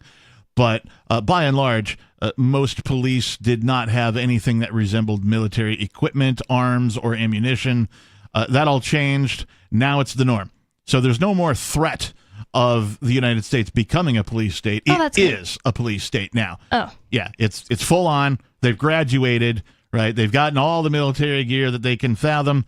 And that's like almost every single police department. Keene, New Hampshire is 25,000 people. What do they With need a a tank Bearcat? for? Yeah. And Isn't there everybody two? was against it. Yeah, they brought two. There's They brought two here. Maybe so- they borrowed one from Jaffrey. Yeah. No, they have two here, and it's so stupid that Yeah. they would even. And that was the first time they It's ever used it. crazy. It was on my house. That's the It's first crazy. time they used Yeah. it.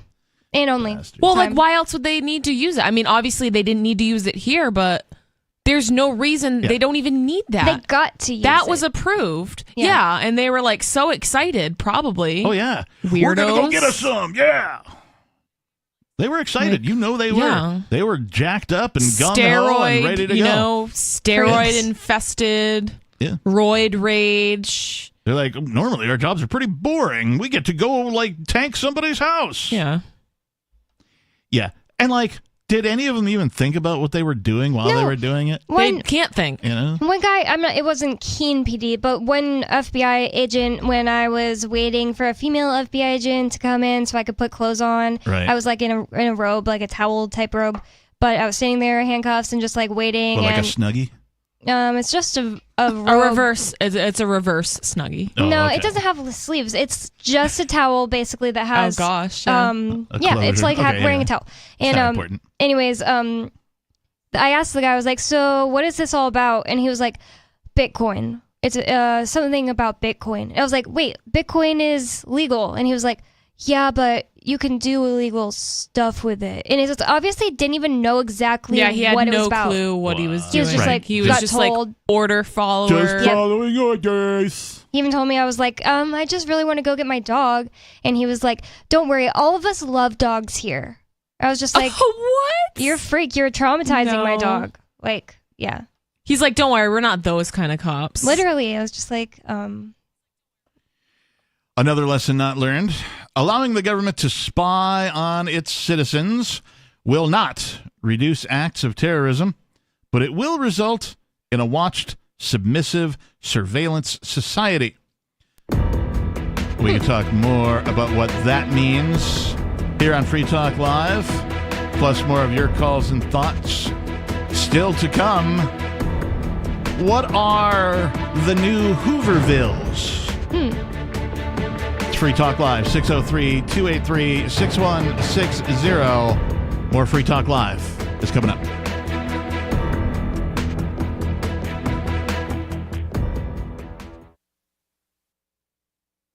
We have some good news. The indictments against Ross Ulbricht in the District of Maryland were dismissed with prejudice, meaning they can never be refiled. This is especially good because those indictments contain the only charge ever made that Ross engaged in murder for hire. This was a serious allegation that Ross Ulbricht denies. It was never prosecuted or ruled on by a jury, but was trumpeted by the federal government and the media as if it were proven fact. The Maryland court held these indictments for almost 5 years, poisoning Ross's case and leaving him under a cloud of unproven allegations. As explained in Ross's appeal to the Supreme Court, the fact that the judge used these allegations to give Ross a draconian sentence of double life without parole violated his Sixth Amendment right to a jury trial. Judges are required to issue sentences based on convictions decided by a jury, not unproven allegations never even charged at trial. Although this is a positive development, the dropped indictment will not set Ross free. Now, a presidential pardon is Ross's only hope of freedom. Sign the petition at freeross.org. freeross.org.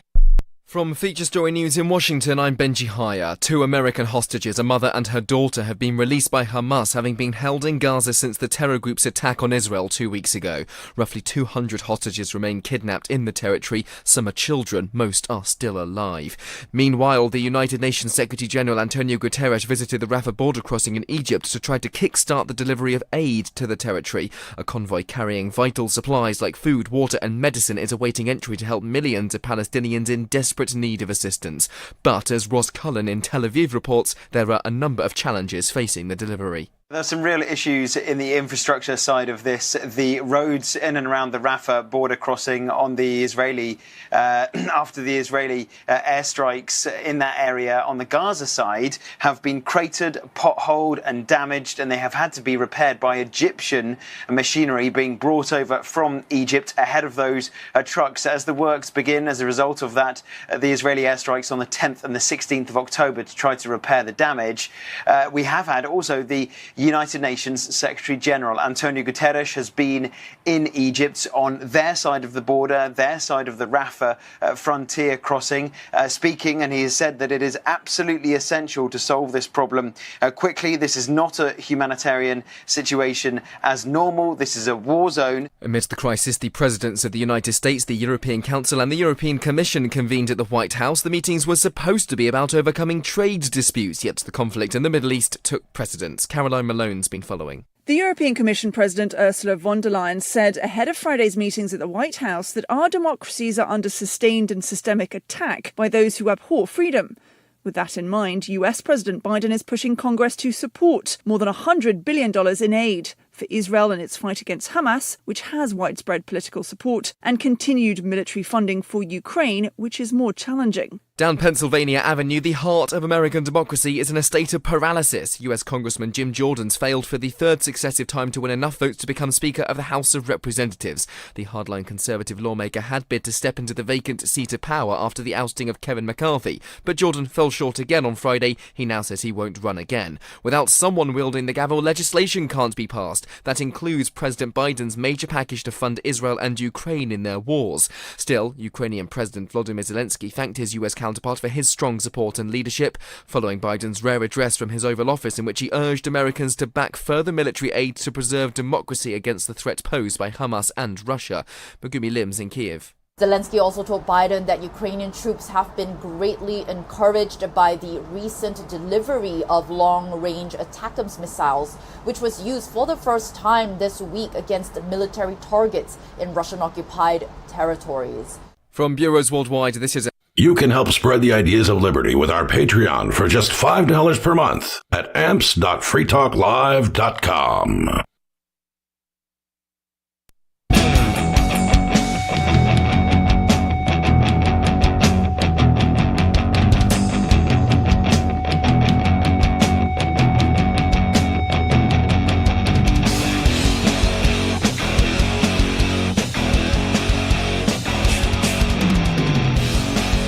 It's Free Talk Live. The telephone number is 603 283-6160. I could only think Ian's number just now. It's all right. I was like, that's You're like, all right. I can't say that. Totally Dude, understandable. I always look at it when it's there. Really? Because everything's 603 here. So. I've said it so many times. Yeah, but I'm still not used to 603 as an area code. Like, obviously, if I got to dial anything local right, in New Hampshire, because there's only one area code here. But in Western Washington, anyway, there are 3 different area codes. I think there might be 4 now. I think they did a split recently. So, yeah, there's that. But at any rate, it is Free Talk Live. In the studio, it's myself, the captain. Nikki. And Bonnie. We've been talking about a number of things. $100 billion more for war, says President Biden. But yet, where's that money coming from? I certainly don't want to pay any money for any war at all, ever. And in that way, I am a conscientious objector. War should never be waged, right? If people are violent against other people, that should be handled and treated as a crime. Yeah. You know, if you aggress on somebody else, you best expect somebody to try and defend themselves. It's just so childish that we're still talking about this, like thousands of years after like tools got created in the Bronze Age. Right. It's so disgusting. I'm just ashamed of, the average human being, because even if they're not the ones doing it, the average human being thinks it's okay. Yeah, or doesn't understand enough. They go, well, I guess I don't know enough to do. It's an inevitability. It's these people, it's so complex that, these people understand it and I don't. So we have people, like everybody thinks their morality is outsourced to the government. We have people thinking about that for us. Yeah, they think everything is outsourced. Yeah. It's like, oh, well, you're not an expert. I hear that all the time. Well, you think you're an expert? You think you know more than doctors and scientists? I am capable of doing my own research, and to be honest with you, I'm sure like the average crunchy mom on Facebook probably has done more research than any doctor ever has outside of med school.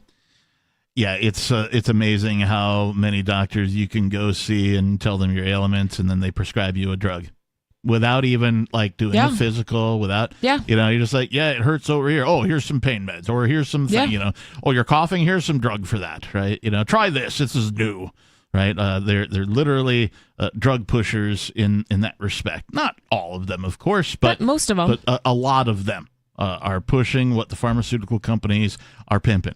Yeah. Right. I mean, even in my nursing jobs, somebody comes to me with a stomach ache and I'm like, if I was at home, I would do A, B, I'd give you this tea. Yep. If you're, you have this, there I have so many skills that I can't use in that role. And I'm sure most doctors feel the same exact way. They're like, no, if I was at home, I would just give, for me, I would take this.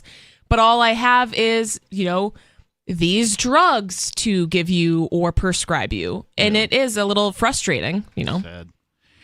We've also been talking about the Patriot Act is not quite 22 years old. Will be in about 6 days.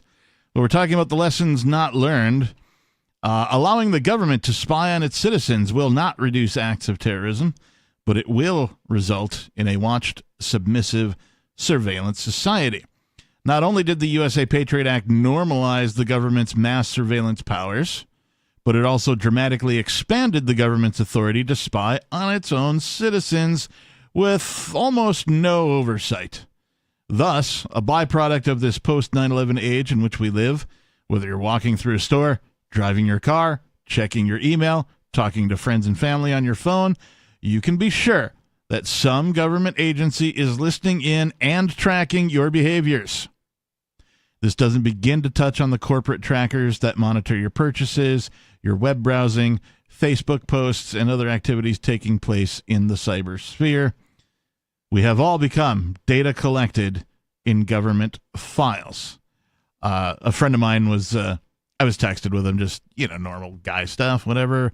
And I had mentioned, that, having to do more stuff with the show now. He knows I'm on this show or whatever. Yeah. And he's like, yeah, I figure the FBI's got a file on me just for talking to you or just for texting you. And I'm like, they probably have one on you before that, but like you talking to me is just gets you a little extra star. You get a little check mark next to your name. Yep. Talks to this guy. All right. I'm sure of it. We know for a fact the FBI listens to this show. Yeah. They're super fans. So, yeah. Far be it for me to believe they don't listen to as much of everything else that they can surrounding all of us. Communication. It's kind of creepy. Yeah. It's very creepy. And yet, freedom of speech? Yeah, no. Sorry. News for... we covered that yesterday. Freedom of speech isn't really necessarily legal. No, it certainly isn't. I mean, Wednesday. Keep thinking Wednesday was yesterday. Yeah, that's okay. It's a weird, we haven't done a live Friday show in a minute, so yeah. I have been doing Thursdays, but I didn't yesterday. Captain covered for me so I could go watch Sam and Colby's, they're YouTubers, and they do ghost hunting. We went to go watch You're so high on that. That's awesome. Yes. We went to go watch their first episode of their new Conjuring House series, and I'm so excited. Was it good? It was really good. It wasn't really that scary, but it was probably some of the best evidence of the paranormal. It was the best evidence of the paranormal. I'll definitely go watch it. I would totally recommend it. Or just any of their videos. We can talk more about the lessons not learned from the unpatriotic act and more, but let's go to this unscreened caller. What's your name, please? You're live on Free Talk Live. Yeah, this is Ed in Utah. I appreciate what you're talking about here today, but you also brought up torture and war and its relationship. And what I want to do is mention a couple of things. Sorry, I had the radio volume up there. What I want to mention is this situation in the war in Israel and how so many Americans right now who just a few months ago weren't believing what either party were saying, and a lot of dissolution that way. All of a sudden, due to a lot of big media brainwash that's going on, jump on this bandwagon. Well, I want to bring to your attention, you're in the talk radio business. Are you familiar with Jeff Rentz? Not me. I have heard the name, yes. Yeah, okay. He used to be the second most listened to overnight host, next only to Art Bell. Yep. RENSE.com. The reason I bring him up, and I'm not saying that a lot of the audience would agree with everything Jeff is saying, but we are tracking with you on this whole idea of torture and who we should be backing. Now, Jeff is not a friend of Israel. I don't think we should have to be required to be a friend of Israel or anybody else if we're supposed to be talking America first. Yeah. But the things they are showing right now, did you guys get the word on this guy named Whiteman, or Wheatman you pronounce? He's big in the Likud party over there in Israel. No. And he just threatened Russia today. I mean, he pointed the finger. He goes, after we're done with Gaza, we're coming after you, Mr. Putin. Whoa. Really? Oh, yes. This is Mr. Whiteman. He's number 3 man in the Likud, Netanyahu, whatever you call that over there. So I caution freedom seekers in America and freedom lovers. Even if you are a Trump supporter or whatever else, or MAGA, I do consider myself MAGA. And the reason is we got to stop it at all levels. And we're getting one side of the story on Fox and even on the large media. Right now, like I said, I'm MAGA. I've shifted a little bit, if I'm going to look at mainstream media right now, to some of the people like on CBS or even a few on CNN. At least some of them are, they're predisposed to not like Israel. I'm glad, Ed, that some of them are saying so. I'm glad, Ed, that you're watching, more than one flavor of newscast, because that's something that helped me many, many years ago realize that each one of these news agencies has their own agenda. And if you want to get the real big picture, that's where I started, was not only just watching different American broadcasts, but I started watching foreign broadcasts as well. As you know, like RTUSA no longer exists and things like that. But there were a large variety of foreign media that I could go and watch to get a different flavor, a different take. What I eventually ended up realizing is something that you pointed out at the top of your call. That is, a whole bunch of people just recently were talking about how no news, no media is telling you the straight story, and then all of a sudden, we get some bombing going on. All of a sudden, everybody's jumping on their respective bandwagon, whether it's Fox or CNN or whatever. Yes. Yeah. I so much agree with that. And one last point, I'll let you go if I can. Sure. There was a fellow that he was the campaign chairman for Pat Buchanan, like way back in the 1992, Hal Turner. Mm-hmm. Hal Turner was both FBI, CIA. He became a whistleblower. They ended up throwing him in jail. You go to Hal Turner, radioshow.com, and he is showing up much of this. But one thing that's going on between him and Jeff Rentz right now is this. About this debate back and forth, and there's really no debate about the hospital with Israel. It was reported that the, excuse me. The bombing that wasn't a bombing? Yeah. Yeah. Well, okay. So even Alex Jones is saying, okay, they didn't hit the hospital. No, it hit the parking lot. The point is, even with what you're seeing, you can compare the sound. Very few people are doing that. Well, Rents has that. And what you're hearing is they play you the sound of this JDAM missile, which is in U.S. exercises, and you can hear it. It was probably done here in the Nevada desert. Mm-hmm. And what it is, you hear the exact sound of the JDAM, and then they play the sound of what hit next to the hospital in the parking lot, and it was the exact same sound. So all that other stuff was a bunch of malarkey that the Israelis are saying.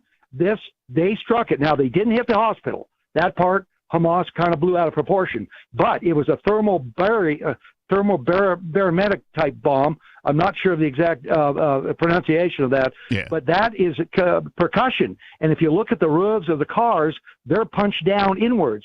So it was midair. That is not a Hamas, old age rocket, little firework. No, this is high precision, and the sound is identified. So they hit next door to it, and because of that, that's why the windows were blown out. They did kill people on the other side of it. The bomb is designed to do that. So people do need to look at your show to even have this discussion, and what Rants.com is saying, and Hal Turner's reporting. Hey, Ed, thanks for the call. We appreciate you. 603-283-6160. Everything that Ed just said, I have heard in a headline, but I'm doing my best to not pay attention to any of that. I've only been looking at it whenever I'm looking for a show prep, and I went and purposely looked up some terms and stuff like that just so I could understand what was going on, like what exactly is Hamas, stuff like that, but not much more. I do have one thing for show prep today I thought was pretty interesting about Israel is kicking Al Jazeera out of their country. I saw that too. I didn't put it in my show prep, but I did see that too. And we could talk about that too here in a bit if you'd like to. Sure. So the question is, why everybody's all like dug into this thing, and they're like scouring through, and they're like reading, they're intaking all of the media and all that kind of stuff. Why would a guy want to not pay attention to it? Well, because I don't want to pay for it, first of all, right? I'm not trying to ignore it, right? But like I almost can't ignore it. It's every frickin' where, right? I went to a retail store today. They got some TVs up in the store. The news is on. There it is, right? The sound's not even on. It's just the scrolling thing going across, and then pictures of whatever's going on. Some reporter live from Israel, right? Like you can't escape this. It is a full-on media onslaught. Yep. Right? It's worse than Ukraine already, and it's like it's so clear to me that Israel is really deep in the pockets and just the control system in the United States. Oh yeah, because like what's worse about this than Ukraine? Really nothing. Yeah. In fact, the Ukraine war is probably a little worse because more than 500 people died. Right, but everybody in the United States is all in a huff about Israel now and Hamas and who's doing what, and I'm on their side and they're on this side. It's like, it's almost more like Israel controls the United States in ways, right? And then, I don't know enough about the history of Hamas to make any determination about why they did what they did and, all that kind of a thing. So that's why I'm just trying to stay the F out of it, because this is not up to us to solve in any way, shape, or form. The people of the United States of America should have zero hand in this particular dispute. And like I even said earlier in the show, I tried to make a nice post about like, hey, let's, a nice peaceful post like, hey, we should pray for both sides. We should be praying for the individuals and the people and the children, whatever. And even just that post alone got people all riled up, because how dare I say that I should be praying for, Palestine or Muslims or, do you know what the Quran says, and like this, that, and the other thing? And it's like, I don't care what it says. They both have terrible things in there. That's the thing. Like, I don't care what the Bible says. I don't care what the Quran says. I'm saying that innocent people are being traumatized. People are dying. It is horrible. And I'm not going to pick a side here. I think picking a side in war is an immoral thing to do. If any of you are listening and you take one side or the other, you're like, I'm on the side of Israel or I'm on the side of Hamas. Stop or outsourcing this emotion that you have. book yourself a flight, pack yourself a suitcase, Right. fly over there, and join them if you support them so much, if you think that you are so correct. Get off your ass and go do something about it. Don't just sit and complain about it online and try and prove to all your friends that you're more right than they are. Yeah, more 'Cause right, more it's moral. so childish. It's so egoist. It's so ugly. It really is ugly. Humanity is being very ugly right now. And if you're just sitting around taking a side because you've watched some news and you've read something online, then get off your ass and go do something about it. I agree. It's the same thing I've thought with Ukraine this whole time. Yes. Also, when it comes to social media, how come no one's changing their flags? That's a I've good point. seen a couple people. The only thing I've really haven't. seen so far is you say you've seen profile pictures. I haven't seen that at all. But I saw somebody put out a Israeli flag outside their house today. Oh, I really? I didn't see that, but I have seen is people changing their profile pictures to like the Israel flags. Yeah, where's the face in the circle, right? For Israel or Hamas. Yeah. Where's that? What's that? Yeah, that's whenever something happens and it's the new thing Mhm. on the social media trend. They usually have some sort of a circular frame, particularly on the Facebook. yeah. It's got Oh, words yeah, around yeah. it. I I support stand the with, current yeah. thing. Yeah, Yeah, I yeah. stand with Ukraine or Oh, that's so whatever. cringy, honestly. It's total cringe. I don't think I've even seen any Palestine. I know it's a green flag, but I don't think I've seen any of that either. Yeah, well, just proves how inconsistent ugly people are. All right, circling back to the lessons we did not learn from 9/11. News cycle distractions, although speaking of which, Yeah. news cycle distractions are calibrated to ensure that you lose sight of what the government is doing.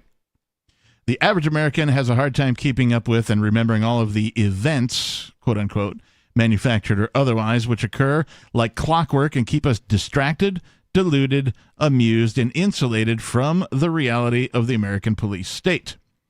Whether these events are critical or unimportant, when we're being bombarded with wall-to-wall news coverage and news cycles that change every few days, it's difficult to stay focused on one thing, namely, holding the government accountable to abiding by the rule of law. It's just like the worst way to stay up to date on things is what everybody did when I was a kid. Like all my friends' parents and my parents and everybody, it would just be to have like your news on TV, and it was just the same like 3 stories, and they'd get rehashed. Everybody had the same opinions that you'd hear it from, and that's so distracting and like disorienting, and I hate that. It's just like bad never have that. energy. Right. You know what I mean? Like it's just It's so, always negative. Well, yeah, it's always negative. And the powers that be understand this. In this way, regularly scheduled trivia or distractions that keep the citizenry tuned in to the various breaking news headlines and entertainment spectacles also keep them tuned out. Oh, and you know what else is something that you'll start to notice if you're on any of these top news things like CNN or Fox News or any of those. This was pointed out by Mark Passio, who was on our show, the first segment of our show on Wednesday. Yeah. They always choose red and blue. Mm-hmm. Like Fox News is red, CNN is blue. Yep. They're always those 2 colors. Like the main colors on the screen when you're watching Fox or any news are going to be red and blue. And those are colors that put your brain into like a frequency of division, because red and blue are opposites on the light spectrum, and green is the middle. And it puts you in Weird just that those a are the place to colors do that. of Democrats and Republicans. Yeah. Yeah, exactly. Right. Moving on, if you stop holding the government accountable to the rule of law, the only laws it abides by will be the ones used to clamp down on the citizenry.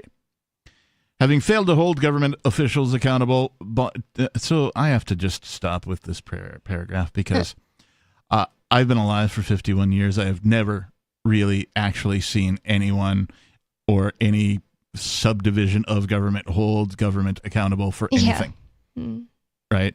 Occasionally they'll offer up some sort of a scapegoat, right? Or if it's really, really egregious like murder, and not even always, sometimes maybe a cop will get fired.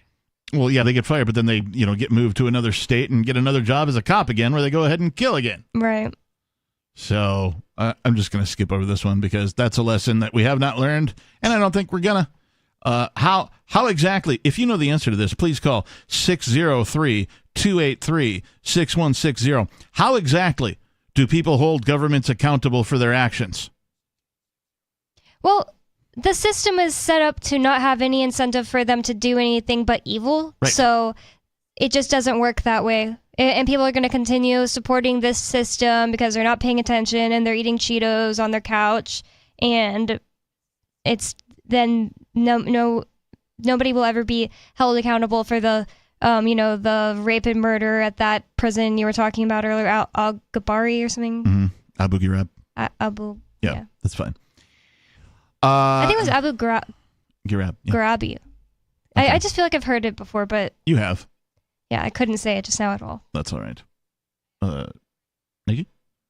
No? Nope. I feel like you haven't said anything in a minute. Oh, I thought you were going to try to... I didn't want to get her to say Abu Ghrabi. I was like, I'm not going to be able to pronounce that either. I just want to be talking over you. No, you're good. Try to be fair and let people talk, Sometimes. Don't worry. If I have something to say, I will jump right in there. I just know that Bonnie and I can get carried away sometimes, so, The next one is do not turn your country into a battlefield, your citizens into enemy combatants, and your law enforcement officers into extensions of the military. A standing army, something that propelled the early colonists into revolution, strips the citizenry of any vestige of freedom. How can there be any semblance of freedom when there are tanks in the streets, military encampments in cities, Black Hawk helicopters and armed drones patrolling overhead? It was for this reason that those who established America vested control of the military in a civilian government with a civilian commander-in-chief.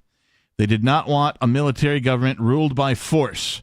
Rather, they opted for a republic bound by the rule of law, the U.S. Constitution. Unfortunately, we in America now find ourselves struggling to retain some semblance of freedom in the face of police and law enforcement agencies that look and act like the military and have just as little regard for the Fourth Amendment laws, such as the NDAA that allows the military to arrest and indefinitely detain American citizens. Oh, my God. And military drills that acclimate American people to the sight of armored tanks in the streets, military encampments in cities, and combat aircraft patrolling overhead. One of the more disturbing examples of this, of course, is during the NFL, the National Football League, right? They're the joke is that if you take the word national out of anything and replace it with government, you get a more accurate picture. Yeah. Right?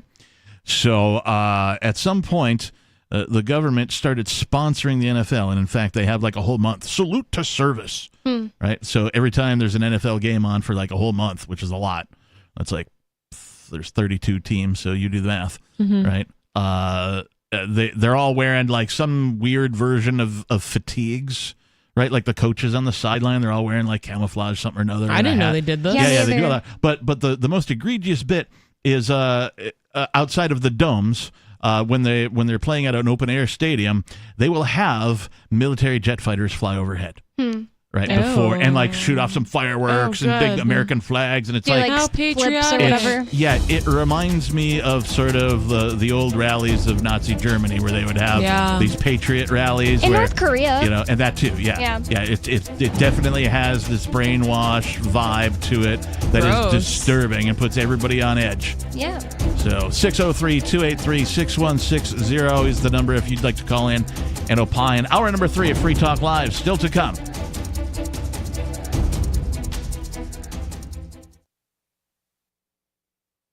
When every dollar counts, hit those dollar stores. I'm Holland Cook with Inflation Hacks. You might have heard newscasters chuckle when Dollar Tree stores recently marked up some items to $1.25. But Dollar Tree and Dollar General and Family Dollar are still the best place to buy things that cost dollars more elsewhere. Next time you're at the drugstore, look at the price on the back of greeting cards there. And why pay more for picture frames, phone cables and chargers, and school and home office supplies? Santa will thank you for buying gift bags and wrapping paper at dollar stores. And because breakage happens, the price is right for wine glasses and martini glasses and other drinkware. Cheers! How are you coping? Post your inflation hacks at andyoucanquoteme.com. My name is Jacob Hornberger. I'm president of the Future of Freedom Foundation, which Congressman Ron Paul awarded for having an outstanding freedom website. Write us at fff@fff.org, and we'll send you a free 3-month subscription to our monthly journal of libertarian essays and our booklet, Economic Liberty in the Constitution, which George Mason University economics professor Walter Williams praised in a recent column. That's fff@fff.org. What if you want to hear the latest episode of Free Talk Live, but all you have is your phone, you forgot to download our archive, and you have no data connection? You can call our Listen line at 641-793-0191. That's a long-distance number, so you may incur charges. If not, listen as long as you want. 641-793-0191. The Free Talk Live Listen line, 641-793-0191. You're listening to the live edition of Free Talk Live. Hour number 3 is next after the news here on the Liberty Radio Network at LRN.FM. From Feature Story News in Washington, I'm Benji Haya. 2 American hostages, a mother and her daughter, have been released by Hamas, having been held in Gaza since the terror group's attack on Israel 2 weeks ago. Roughly 200 hostages remain kidnapped in the territory. Some are children, most are still alive. Meanwhile, the United Nations Secretary-General Antonio Guterres visited the Rafah border crossing in Egypt to try to kickstart the delivery of aid to the territory. A convoy carrying vital supplies like food, water and medicine is awaiting entry to help millions of Palestinians in desperate need of assistance. But as Ross Cullen in Tel Aviv reports, there are a number of challenges facing the delivery. There's some real issues in the infrastructure side of this. The roads in and around the Rafah border crossing on the Israeli, after the Israeli airstrikes in that area on the Gaza side have been cratered, potholed and damaged, and they have had to be repaired by Egyptian machinery being brought over from Egypt ahead of those trucks. As the works begin as a result of that, the Israeli airstrikes on the 10th and the 16th of October to try to repair the damage. We have had also the United Nations Secretary General Antonio Guterres has been in Egypt on their side of the border, their side of the Rafah frontier crossing, speaking, and he has said that it is absolutely essential to solve this problem quickly. This is not a humanitarian situation as normal. This is a war zone. Amidst the crisis, the presidents of the United States, the European Council and the European Commission convened at the White House. The meetings were supposed to be about overcoming trade disputes, yet the conflict in the Middle East took precedence. Caroline Malone's been following. The European Commission President Ursula von der Leyen said ahead of Friday's meetings at the White House that our democracies are under sustained and systemic attack by those who abhor freedom. With that in mind, US President Biden is pushing Congress to support more than $100 billion in aid for Israel in its fight against Hamas, which has widespread political support, and continued military funding for Ukraine, which is more challenging. Down Pennsylvania Avenue, the heart of American democracy is in a state of paralysis. US Congressman Jim Jordan's failed for the 3rd successive time to win enough votes to become Speaker of the House of Representatives. The hardline conservative lawmaker had bid to step into the vacant seat of power after the ousting of Kevin McCarthy, but Jordan fell short again on Friday. He now says he won't run again. Without someone wielding the gavel, legislation can't be passed. That includes President Biden's major package to fund Israel and Ukraine in their wars. Still, Ukrainian President Volodymyr Zelensky thanked his US counterpart for his strong support and leadership, following Biden's rare address from his Oval Office in which he urged Americans to back further military aid to preserve democracy against the threat posed by Hamas and Russia. Megumi Lim's in Kiev. Zelensky also told Biden that Ukrainian troops have been greatly encouraged by the recent delivery of long-range ATACMS missiles, which was used for the first time this week against military targets in Russian-occupied territories. From Bureaus Worldwide, this is FSN. With FSN Spotlight, I'm Simon Marks. We heard yesterday one version of what might happen in Gaza, the concept of a UN trusteeship overseeing the governance of the territory instead of Hamas. But now another idea has been put forward after Israeli government leaders said a ground assault on Gaza could begin at any time. So why has it taken nearly 2 weeks for the much-anticipated ground offensive to begin? And what is its aim in Gaza beyond neutralizing Hamas as a political and military force?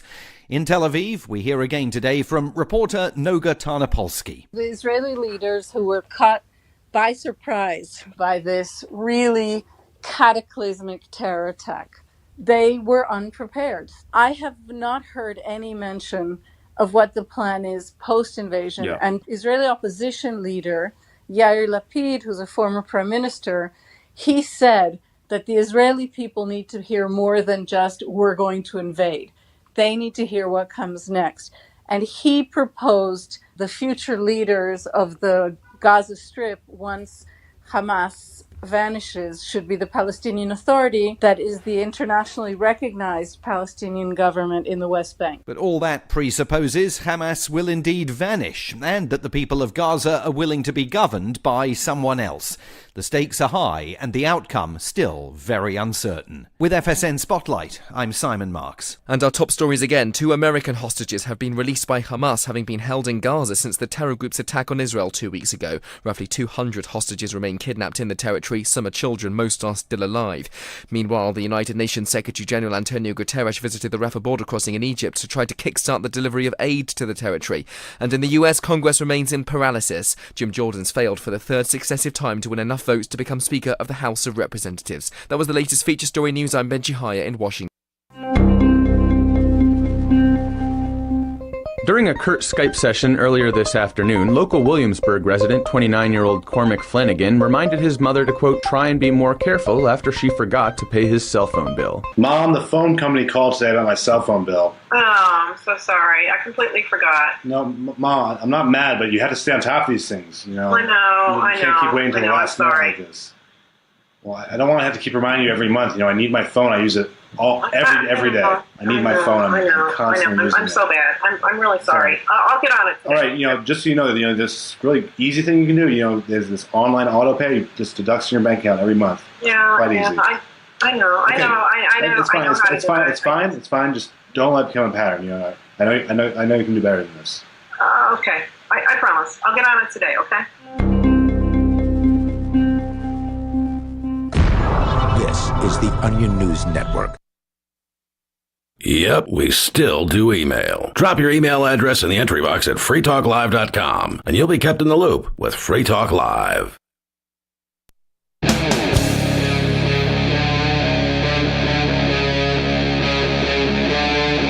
Free Talk Live.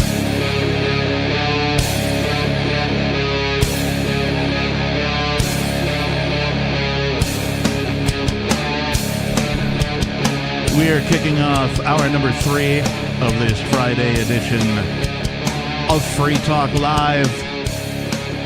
The phone number is 603-283-6160 if you would like to chime in, pipe in, weigh in, and talk about whatever's on your mind. In the studio tonight, it's me, Captain. It's me, Nikki. And it's me, Bonnie. I thought about once doing the caveman version of Free Talk Live. This, Free Talk Live, you call. Number is... Unga Bunga. Host R, right? Yeah, Unga Bunga. It's right? just funnier to me when Mark says, it's me, Mark, just because it sounds like one word or something. Me, Mark. Me, Mark. Or it's Meme Arc. It's me, Mark. Yep. Yep. An arc full of memes. I would like to visit this arc because I love memes. I don't know about you guys. Yeah? If you touch it, you'll die. Why? You know, the Ark of the Covenant, if you touch it, you'll die. Oh, I was thinking Noah's Ark, not the Ark of the Covenant. Yeah. I think that's with a C. Yeah. Mark is Mark with a K, so you're right. Oh, yeah. Meme Arc. All right. Anyway, before we go on, I want to say thank you to Crash Gordon. That's right. Crash Gordon is a gold level amplifier. What is an amplifier when it's related to Free Talk Live? Well, AMPS stands for Advertise, Market, Promote, and Support. And you can find out all about this program over at amps.freetalklive.com. Basically, it's a way for you to contribute to getting this show onto more radio stations. We're on something like 180 radio stations now. We could be on 200, 250, 300 radio stations. Not out of the question. It's all up to you. The silver level is $5. That's the lowest level. We only ask for $5, but you can do like Crash Gordon does and give more. He gives 10, so he's a gold level. You do get some benefits when you do become an amplifier. It's a Patreon type of a setup, if you're familiar with that. You can find out all about the benefits, all about how to sign up, all how to become a amplifier here for Free Talk Live. If you enjoy the hosts, the co-hosts, the callers, the topics, the position that we bring you, the perspective of freedom, liberty, and peace, please consider becoming an amplifier over at amps.freetalklive.com. Thank you again, Crash Gordon. We appreciate you. Thanks, Crash Gordon. Crash. Crash Bandicoot. He's an amplifier? That's what I was thinking at first. I don't know if I said it right. I can't tell you what comes to mind when that comes to mind because, well, I can't say it on the radio. Crash Bandicoot is like this little Fox video game No, guy. I know who it is. Oh. Well, never mind. I'll tell you off air. Okay. If I remember. At any rate, we are going to talk about something different now. Bonnie, let's go to what you brought in. This from ZeroHedge.com. That's what makes me mad. They're doing the same thing in Israel, basically, that the United States did with RT. Right. Do you want to read this or you want me to? Oh, I can read it if you want. I've got it up already. So. No, you can read it. That's All why I sent it to you. Israel moves to shut down Al Jazeera over Gaza coverage. Now, we had a caller last segment talking about how it's sort of opened his mind. Ed, yeah, sort of opened his mind to watch different brands of news, right? ABC, NBC, CBS, Fox, right? The local news, cable news, CNN, all that kind of stuff. That's one huge reason I always check Al Jazeera when I'm looking for show prep is because they have a unique perspective from the news if I look at like CNN, which I almost never do. And I also, in addition to Al Jazeera, I used to check RT USA. I used to check BBC.com. There was another news outlet out of like Africa too that I would check their world news site as well when just trying to get a full perspective of what's going on, because all of these outlets have a slightly different agenda and thus a slightly different way of bringing you the news. So here we have Israel wants to shut down Al Jazeera over its Gaza coverage. The major Qatari-based news channel Al Jazeera is about to be shut down in Israel, Gaza, and the West Bank by Israeli authorities. It has been accused of, quote, helping Hamas, unquote, and encouraging violence against Israel. The ban is likely to include a raid on its offices in Israel. So, boy, that's not like, a violation of freedom of speech at all. I realize that that's not America over there. Yeah. And they don't, pretend to have something called freedom of speech over there. But at the same time, to me, rights are not dependent upon whatever government you live under, right? Whatever government happens to claim a monopoly over your geographic area, they do not grant you rights. Your rights are a condition of your existence. And so you should have the right to say whatever you want to say. I wish more people understood that. The other thing about it is Biden is over here saying we have some kind of a duty to stand behind these people because they're a democracy. Can you be a true democracy if news stations can't even speak out if they're the wrong not that I'm saying democracy is so great, but even if you're going to act like democracy is so great, can it possibly be a true democracy if information isn't allowed to get to people? They can't make correct decisions. Yeah. Fully informed decisions. No, if they you're can't. keeping people from certain journalists. Governments, we look back at history, governments traditionally like to shut down these media, right? Yep. Whether it's, newspapers, pamphlets, Abraham local Lincoln. thing. Yeah, exactly, all that kind of thing, because they want to be in control. They want to control the narrative. They want to tell you what to think and how to act instead of letting you decide for yourself. It's really just that simple. The Israeli government on Friday approved emergency regulations. Where have we heard this before? Right? COVID. Yep. Giving it the power. Patriot Act. It's given itself the power to shut down foreign news agencies which are deemed to be acting against the security of the state. Wow. quote unquote. And one thing from Al Jazeera that I read was just like, it was an opinion piece saying that Israel is trying to goad the United States into war with Iran. It's not like they're saying things like, we need to kill Israelis. It's just criticism of the way that Israel is acting. It's just so obvious what's happening here. The first target for shutdown is believed to be Al Jazeera, given its staunchly pro-Palestinian news coverage, which has also rejected Israel's denial of the Al-Ali Arab Hospital bombing and mass casualties. Media outlets ranging from I24 News to Times of Israel are reporting that Al Jazeera is the prime target. The channel is the largest Arabic language news outlet in the world and also is a prime global source for English language updates from within Gaza. Israeli Communications Minister Shlomo Kari, It's terrible. has emphasized that Israel was at war on land, in the air, and at sea, and on the public diplomacy front. According to the Times of Israel, the regulations are retroactive, meaning broadcasts by the Qatari network since the war started can now be used as the basis for a decision to shut down the staunchly pro-Palestinian news outlet's local branch. So they're going to accuse them of being, pro something that they're not, right? And they're going to use evidence from before this particular conflict even started. They're not pro-Palestinian? I mean, they might be. No, I'm just saying that the government here is going to shut them down, and they're going to use broadcast as evidence, broadcasts that happened before this conflict even started. Yeah. So that's BS. Yeah, doesn't make sense. Kari called out the major Middle East news outlet by name in his fresh comments.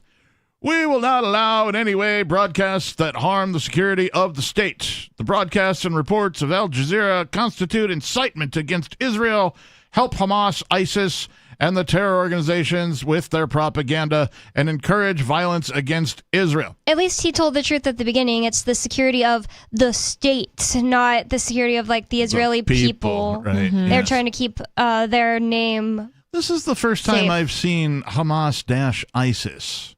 Me too. I haven't heard the me term ISIS in quite some time. The first time I ever heard the term ISIS, believe it or not, it was a spin-off superhero program out of the mid to late 70s. Shazam used to be, there's a different name for him. Commonly he's called Shazam. Never heard of him. There was a show that was, and then there was a spin-off of this female, and her superhero name was Isis. And she had, some superpowers. It was a horrible show. It was kind of like Wonder Woman, the OG Wonder Woman with Linda Carter. It was that, before special effects, so everything had to be practical. And this effects ISIS and that was kind of before Wonder Woman, or? right around the same time. Wonder Woman lasted more seasons, but ISIS was right there. It was one of those things you'd turn on the TV after school and something would be on.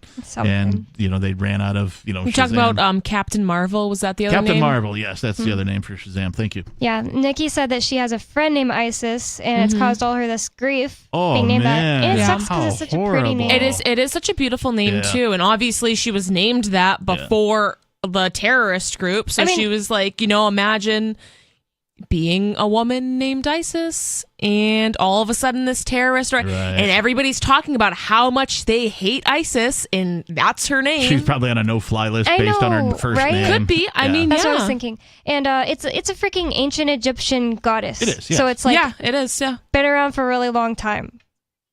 It's ridiculous. Yeah, the way governments act. And in fact, I think the actress who played Isis in this television show that I'm thinking of Her name was Hamas. No, but she may have been my first television crush. You know what I mean? I might have been she is attractive. And then Linda Carter came along, and I totally forgot about this ISIS chick. Bye. So, Linda Carter in her prime. Oh my God. Still, even so. At any rate, Israel's communication and defense ministers have reportedly agreed to the following sweeping. She's pretty. Yeah, she's super hot. Or for a 70s chick, right? Yeah. Israel's communications and defense ministers have reportedly agreed to the following emergency superpowers. Sorry, I put this word super in there. Emergency powers. Israel will be able to order TV providers to stop broadcasting the news outlet in question.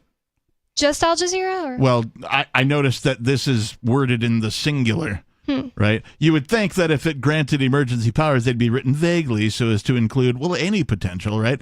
But this is written, and maybe it's a typo, I don't know. But it says Israel will be able to order TV providers to stop broadcasting the news outlet in question.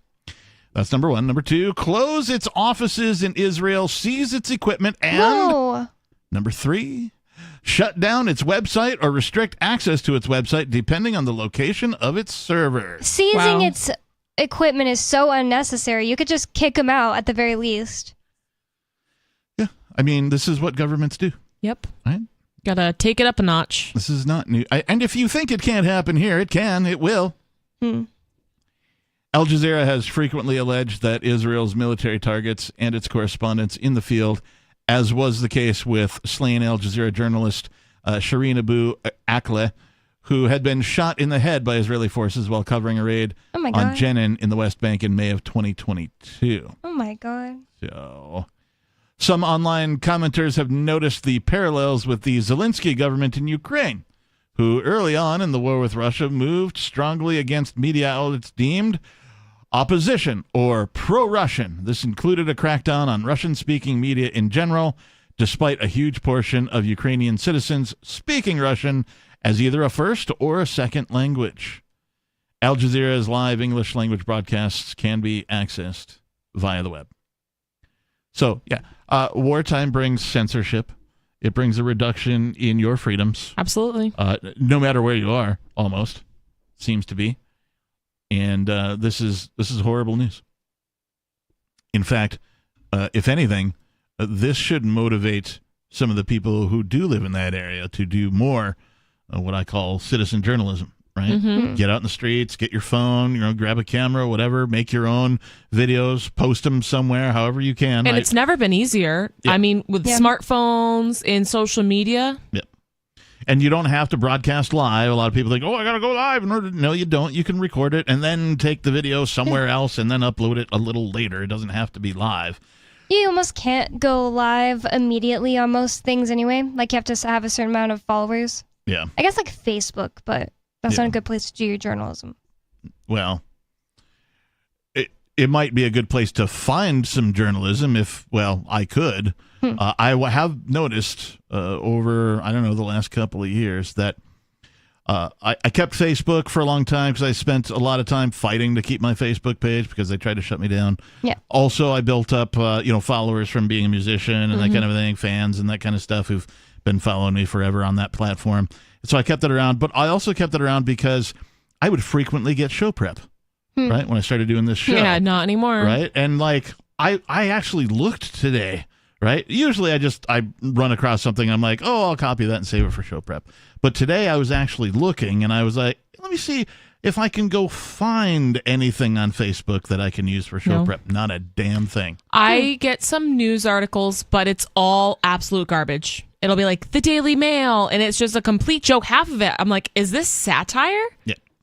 Twitter, I run into things once in a while that I'm like, this might be good for the show in a few days or something, but it's really not common. But Ian does all the time. I don't know how he does it. I don't. Instagram is where I get the best.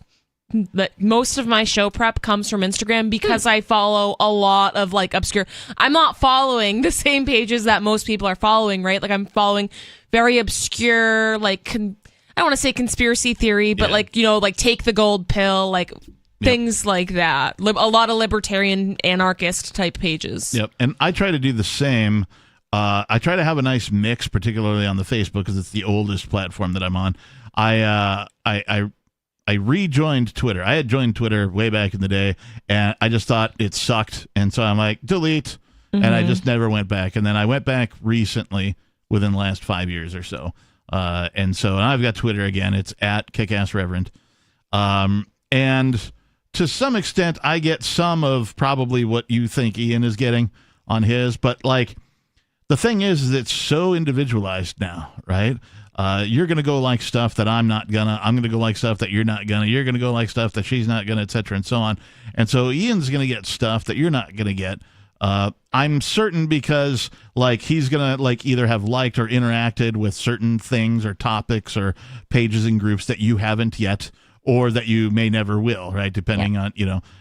Ian's also been doing this program for, well, a really long time. So he's got, you know, a couple of decades of that type of interaction built up. So Twitter has a much easier time sending him stuff that Twitter's algorithms think Plus, he'll will sit be there and relevant read to like a him. long article about something totally boring to me, and then he'll know everything about the current thing like Elon Musk is doing or something, and Yeah.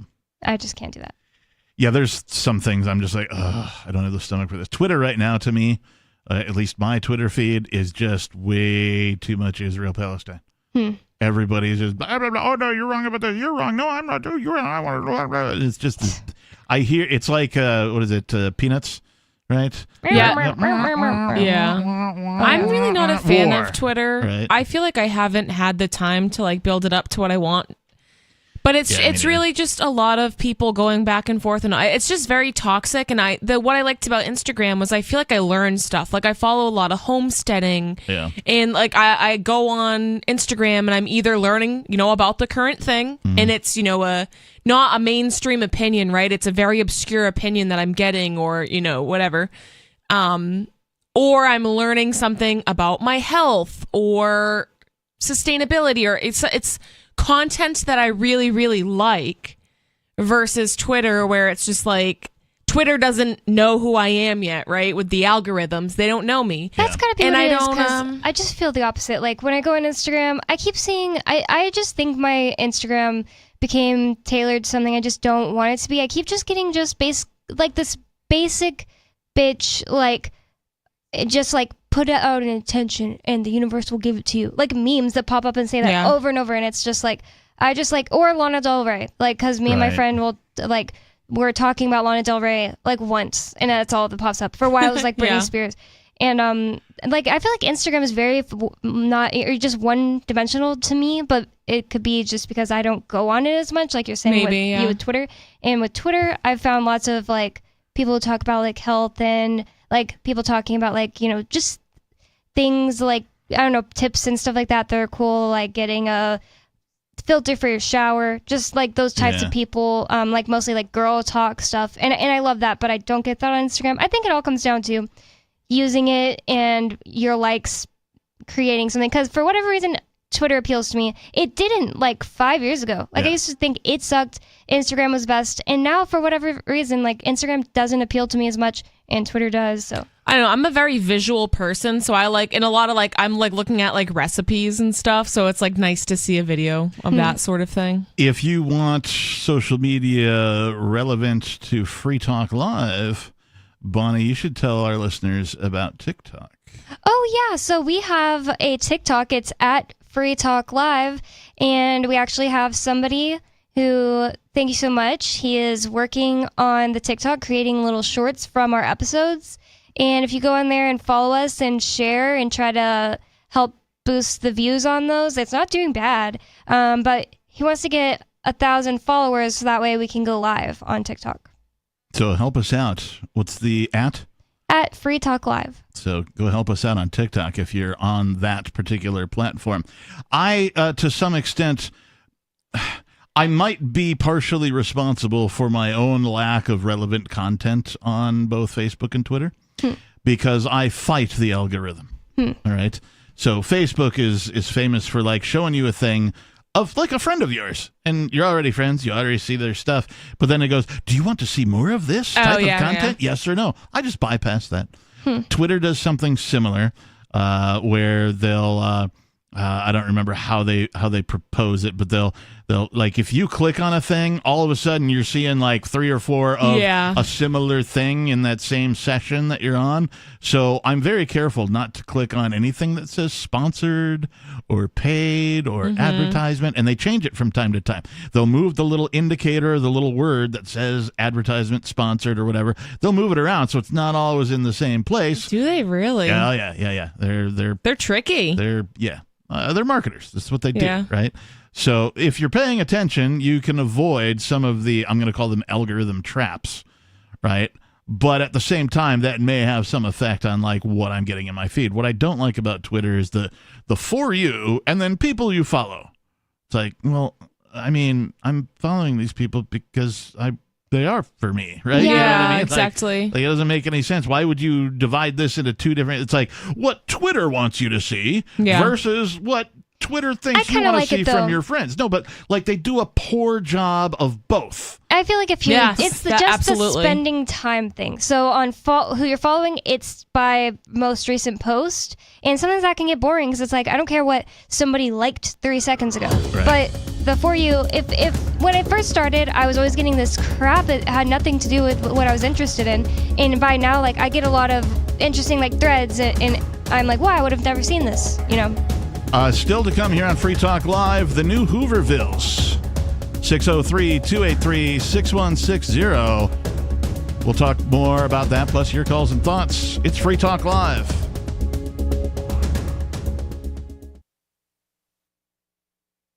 Some of you have wanted to support Free Talk Live's mission on a monthly basis, but don't want to support Patreon. Now we have an alternative that also helps our premier streaming platform, Odyssey. Visit video.freetalklive.com and click Join at the top of the channel. You can subscribe for $5 per month, and unlike other subscription services, Odyssey adds their processing fee on top, so it'll cost a little over $5 per month, but Free Talk Live will receive the entire amount you pledged. Higher donation tiers are available if you're feeling so inspired. You'll get a special membership badge that's visible in the Odyssey chat room, and if we get enough supporters, we may enable members-only chat. This new subscription method is a great way to decentralize our direct listener support away from just Patreon and also support a libertarian-run business, Odyssey. Please visit video.freetalklive.com and click Join to subscribe to our Odyssey channel and help support spreading our message around the planet. Visit video.freetalklive.com and click Join today.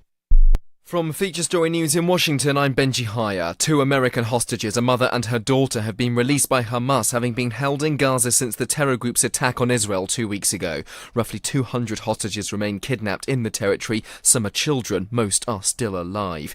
Meanwhile, the United Nations Secretary-General Antonio Guterres visited the Rafah border crossing in Egypt to try to kickstart the delivery of aid to the territory. A convoy carrying vital supplies like food, water and medicine is awaiting entry to help millions of Palestinians in desperate need of assistance. But as Ross Cullen in Tel Aviv reports, there are a number of challenges facing the delivery. There's some real issues in the infrastructure side of this. The roads in and around the Rafah border crossing on the Israeli, after the Israeli airstrikes in that area on the Gaza side have been cratered, potholed and damaged, and they have had to be repaired by Egyptian machinery being brought over from Egypt ahead of those trucks. As the works begin as a result of that, the Israeli airstrikes on the 10th and the 16th of October to try to repair the damage. We have had also the United Nations Secretary General Antonio Guterres has been in Egypt on their side of the border, their side of the Rafah frontier crossing, speaking, and he has said that it is absolutely essential to solve this problem quickly. This is not a humanitarian situation as normal. This is a war zone. Amidst the crisis, the presidents of the United States, the European Council and the European Commission convened at the White House. The meetings were supposed to be about overcoming trade disputes, yet the conflict in the Middle East took precedence. Caroline Malone's been following. The European Commission President Ursula von der Leyen said ahead of Friday's meetings at the White House that our democracies are under sustained and systemic attack by those who abhor freedom. With that in mind, US President Biden is pushing Congress to support more than $100 billion in aid for Israel in its fight against Hamas, which has widespread political support, and continued military funding for Ukraine, which is more challenging. Down Pennsylvania Avenue, the heart of American democracy is in a state of paralysis. US Congressman Jim Jordan's failed for the third successive time to win enough votes to become Speaker of the House of Representatives. The hardline conservative lawmaker had bid to step into the vacant seat of power after the ousting of Kevin McCarthy, but Jordan fell short again on Friday. He now says he won't run again. Without someone wielding the gavel, legislation can't be passed. That includes President Biden's major package to fund Israel and Ukraine in their wars. Still, Ukrainian President Volodymyr Zelensky thanked his US counterpart for his strong support and leadership, following Biden's rare address from his Oval Office in which he urged Americans to back further military aid to preserve democracy against the threat posed by Hamas and Russia. Megumi Lim's in Kiev. Zelensky also told Biden that Ukrainian troops have been greatly encouraged by the recent delivery of long-range ATACMS missiles, which was used for the first time this week against military targets in Russian-occupied territories. From bureaus worldwide, this is Got Telegram? You can follow our channel there and discuss show prep with other listeners at telegram.freetalklive.com.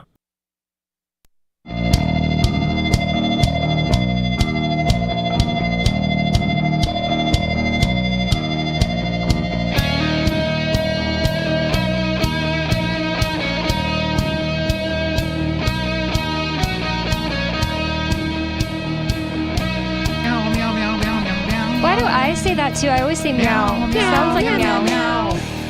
Yes, it's Meow Talk Live. I don't know. I don't want to take credit for starting it unless I did, which is possible. But at one point, I had an idea. There's an Alice in Chains song called Man in the Box. Yeah. And- Meow, meow. I'm a cat in a box, right? Oh my God. They love that. And so I had this idea. And then it turns out somebody else made the same exact parody. And did animations to it with like a little cartoon cat and all this kind of That's stuff. more than you're going to do. And I was like, oh, well, Yeah. And recently, too, I'm in a Dr. Demento group on one of my social medias. Wow. And somebody was like, hey, I've been holding on to this for like 30 years. It's a parody to Bon Jovi's Bad Medicine. Now, I've had an idea for a parody that was called Bad Venison, right? Bad venison is dirty meat, right? That kind of thing. This guy, he did it. He wrote all of the words. This is my and it was also venison? Also Bad Venison, right? Whoa. Now, What? his verses and stuff were slightly Because different that's like than what I random. had That's in mind. not what I would think of if I was going to parody that song. Well, right. And so I was like, oh, wow. But now, my number one complaint against anybody who comes to me and is like, oh, hey, Captain, I've got an idea for a parody song. And they'll just give you the title. Right? And Yeah, it's we need more than that. Where's the rest of the song? Oh, well, I figured you'd do that. No. Why did you figure that? Like, oh, well, because you're a parody Come on, artist. at least It's like, give me, a chorus. Yeah. Come back to me when it's all done. Unless, of course, you want to commission me. Yeah. To write said parody song. I'm happy to. But then if they be write their whole commissioned. parody song, why wouldn't they do it themselves? Well, I'm saying, I can be commissioned to write a parody song if you have an idea and don't want to do the work. I'm happy to let you pay me to do the rest of the work, but I'm not going to do it for free. Yeah. That's what I'm saying, right? So, anyway, there's lazy parodies. You see them all the time. They're on memes, right? It'll just be the verse of the song. Yeah. And you'll be like, haha, that's funny, right? Somebody should do that, and then no one ever does, right? Mhm. The hardest part about doing parody songs is writing the entire song. Yeah, the stuff that people don't think of, you know? Yeah, it's more than just the chorus, people. So at any rate, it's not uncommon, though, for parody artists to kind of have similar ideas for parody songs. Sometimes there's a finite number of words that can rhyme with a thing or has the same amount of syllables or, maybe And the only title, so many of those things are funny, right? Right. maybe the title lends itself to that somehow, some way by something in their music video or something they said or, commonly misheard lyrics. Yeah, Big Old Jet Had a Light On. Yep. Greatest hits of the drunken asses. Anyway, Free Talk Live listeners, we are asking you for a couple of favors, actually. Number one, go to freekeen.com. That's Keen, Keene. Freekeen.com. And find the bit where it tells you how to write a letter to Ian Freeman in jail. The information is there. Go and find it. Write him a letter. It's Ian and Aria on there, I think. Well, Aria's got her own over at ariademezzo.com. So, yes, go to both of these places. Go to freekeen.com to find out how to write Ian. There's, I believe, Mr. Penguin posted an article on that, how to do that. And then Aria has posted her information, or had somebody else post it, over at ariademezzo.com. So both of these people, hosts and co-hosts, first chairs of this show, Ian, of course, being the founder of this show, are in prison right now for nonviolent crimes of consensually selling cryptocurrency to willing buyers. So they could use your support. They could use your letters. You can tell them about whatever. Your life, what's going on in your world, what are you into, what's going on in, with your family and your friends, and how do you see the world now? Even just sending them a postcard if you're traveling or you went somewhere interesting. Pictures, you can print out pictures, even colored pictures. Just don't write with crayons or colored markers or pens or anything like that, or pencils. Colored pencils.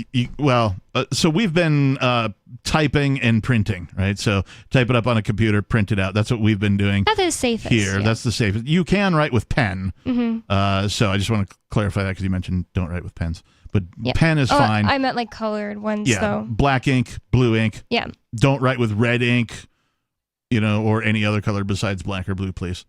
Just because the jail will send it back to you. Right. And also, don't decorate your envelope. Yeah, that got some of my stuff sent back just because I wrote in pen the return address and then the address to Ian, and I put 3 hearts in pen on the envelope.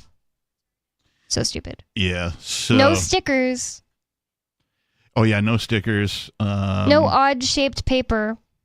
So, I mean, most of you guys aren't going to do any of that stuff anyway. We're just telling you the gotchas. Just type up a normal letter. And you got to write your return favor. address if you want Ian or Aria to know who it's from, because if you put the sticker with your return address, they'll take that off and Ian won't know who it's from. Right. Oh. That happened once last year. People still have those stickers, eh? Oh, yeah, don't you know?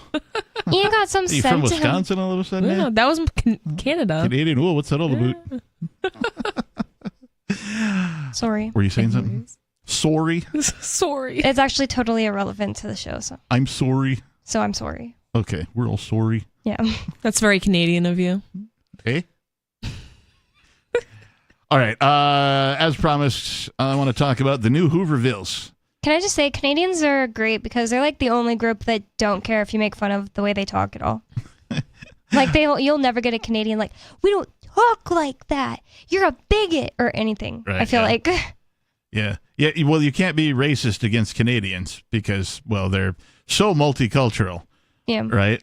It's an area that is known as, multi-race, multi-ethnic, right? Parts of Canada speak French as their first language still. Yeah. Right. So, it's definitely a hodgepodge, much like America is. Right.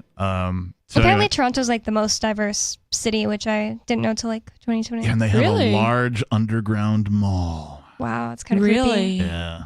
Yeah. There was I don't remember what film, but there was a film filmed there in the underground Like a mall. scary movie, because that's scary. No, I think it was an action movie. I think it was one of these scenes where a car is driving through a mall, Mm-hmm. and they just decided to film it there because Canada's cheaper than anywhere else to film something like that, and also they have a large mall, right? So anyway, do you guys know what a Hooverville is? Yeah, from the Great Depression. Yeah, They called it that because they were saying it's Hoover's fault. right, exactly. In the Great Depression, the proliferation of Hooverville shantytowns and charity soup lines became an iconic symbol of the scale of the financial calamity. And that's from a little later in the article. But this article asks, the new Hoovervilles, RV villages and makeshift tribes on the rise as inflation bites. From 2020 to 2023, the median purchase price of homes in the U.S. rose from $320,000 to over $420,000. That's a 33% increase in just 3 years. That sounds high. 320,000? How long ago? 3 years ago. Oh, 3 years ago. Okay, so maybe that is more accurate. Now it's 420. Yeah, I mean, that's definitely believable. In 2011, the average price of a home was around $200,000. Wow. Meaning prices have doubled in a single decade. I'm pretty sure prices of the houses haven't doubled in any other decade. No, that is absolutely insane. The average apartment rental price in the U.S. is now over $1,300 per month compared to $1,000 in 2020. And home rentals have risen over $2,000 per month on average. The spike in the market is a reflection of inflation across the board, as well as increased demand due to more Americans being priced out of home ownership. And I would like to include, this is me ad-libbing, this is not in the article, inflation is, of course, the Federal Reserve working with the government to print more money. This $100 billion that Biden's talking about, that we talked about in the first segment of tonight's show. Getting printed. Yeah. It's not like they're coming around going, hey, you owe us $150, everybody. Got to pay up for this $100 billion we're or sending. like cutting some unnecessary welfare they have not gonna going do on, that, you know, to save it up until they can send Israel the 100,000. Stop building a couple of warbirds. Yeah. Right? They're not going to do that. Another interesting development during the pandemic years, as if it's over, right? The pandemic, the propagandemic continues. The pandemic really wasn't. But at any rate, another interesting development was a considerable rush to buy RVs, vans, and assorted tiny homes. This may have been a symptom of the authoritarian lockdowns that became standard in blue states, leading people to relocate. However, there's also the economic factor. The average tiny home runs $30,000 to $60,000. Really? That's the average tiny home? Mm-hmm. Wait, what was it? I'm sure. The average tiny home runs $30,000 to $60,000. Oh, okay. With used RVs available for even less. Okay, that part's true. RV space rentals can be found for as low as $500 per month. That's true, at least around here. For those willing to sacrifice living space, the savings are alluring. I was considering this when I lived in Seattle. The crappy thing is you can't just put it on your friend's property. Right. Like you'll have to There's buy laws property. or rent space from an RV park that's licensed and insured. I follow a lot of like van life people on YouTube. Van dwellers. Yeah, van dwellers, yes. And they do have all these hacks for like these sort of things. Like you can park in a Walmart parking lot and like all this, you know, there's or like cheap like a $5 campground, you know, stuff like that. So there's I guess national cheap parks. ways There's to national do it. parks that are free that you can stay, but most of these places you can only stay temporary. And say you don't have like a mobile one and you got permission from like your parents or someone you know. This happened in New Hampshire maybe like 2 years ago. There was a story of this woman for like a whole year had been living in a tiny home on her parents' house to save money while she was going to college. And the government came in. I don't know if they took it or what they did to it, but they were forcing her to not live there, even though it's their property, so stupid, supposedly. yeah. And it's her tiny home. They own this stuff, supposedly. And what is it's not that? bothering anyone. I'm sure that's like a zoning thing, right? Right, Like that's it what it needs is. to be like approved and you need permits to put any sort of structure. You can't even build a deck on your house without having, you know, the approved state paperwork. Yeah. You can modify your house however you want as long as you don't change the square footage of its existing. At least in New Hampshire, right? In New Hampshire, yeah. So if you have a deck, you can rebuild the deck the On the way same it is. footprint, Right. yeah. On the same, you know, width and, you know, length and all that kind of thing. But you can't build it bigger, for example, or make it wrap around your house if it was just a front porch or whatever. Without a permit. Right. They have to approve it. And you have to give them Now, money. that doesn't mean people don't do it. This is New Hampshire. And, like, you know, I'm sure, yeah. frequently, you know, the state can't see a house from the road, right? You know, there's a bit of a driveway to go. Yeah, or 'cause you live it's somewhere rural. really rural. Yeah. It's like, nobody knows, nobody cares. So that type of stuff happens here probably more frequently than elsewhere. But, you know, they could. If they wanted to be statists, they could come in and be like, nope, you got to take that down and make you somehow, or you go to jail, of course. At any rate, during the Great Depression, we discussed the proliferation of Hooverville shantytowns. And, of course, soup lines became the iconic symbol of the scale of financial calamity. These kinds of signals of collapse are not as prevalent or obvious in our era. Soup lines have been replaced by EBT benefits. Mm-hmm. That's food stamps for those of you who don't know. It's electronic. I don't remember what EBT stands for now. Beer and TVs? I'm just kidding. I mean, yeah, basically, that's more accurate. But Okay, not really TVs, but yeah, you know, people on welfare, that's what they're doing. yeah, they get the TV money is something else. Yeah. I have to look it up now because Yeah, we looked this up not too long ago on... It's like electronic... bank transfer? Oh. No. Electronic benefits transfer. Yeah, that okay. makes sense. Yeah. Electronic benefits Sarah would know transfer. if Sarah calls in. Are you trying to summon her? She has She probably doesn't know we're live 13 today. minutes. Anyway, soup lines have been replaced by EBT benefits and food banks, while Hoovervilles are being replaced by squatter towns, quote unquote, made up of RV villages on the outskirts of highways and Walmart parking lots. That's right, Nikki. You nailed it. Mm-hmm. One time, me and my friend were just traveling from Las Vegas to Texas. I was helping her move. I flew up there and drove down in her Ford Fiesta. Yeah. Well, she drove, and I was just like there for moral support. and we spent the night in a Walmart in Phoenix and then a gas station in Texas. Not exactly the same thing, but that was scary. There was like so much weird activity that went on all night. Like it's Phoenix. Phoenix is just like a notoriously bad city. Is it? And it was just like, I don't know. It was like all this, if I went into it sounds stupid, but it was like, I couldn't sleep. I just kept getting waken up by, like there was this one point this car drove by that had a flashlight rigged to the side of it. And it was like, it pointed its light in my eyes. I woke up and I was like, what the? And then it's like traveling or circling around us.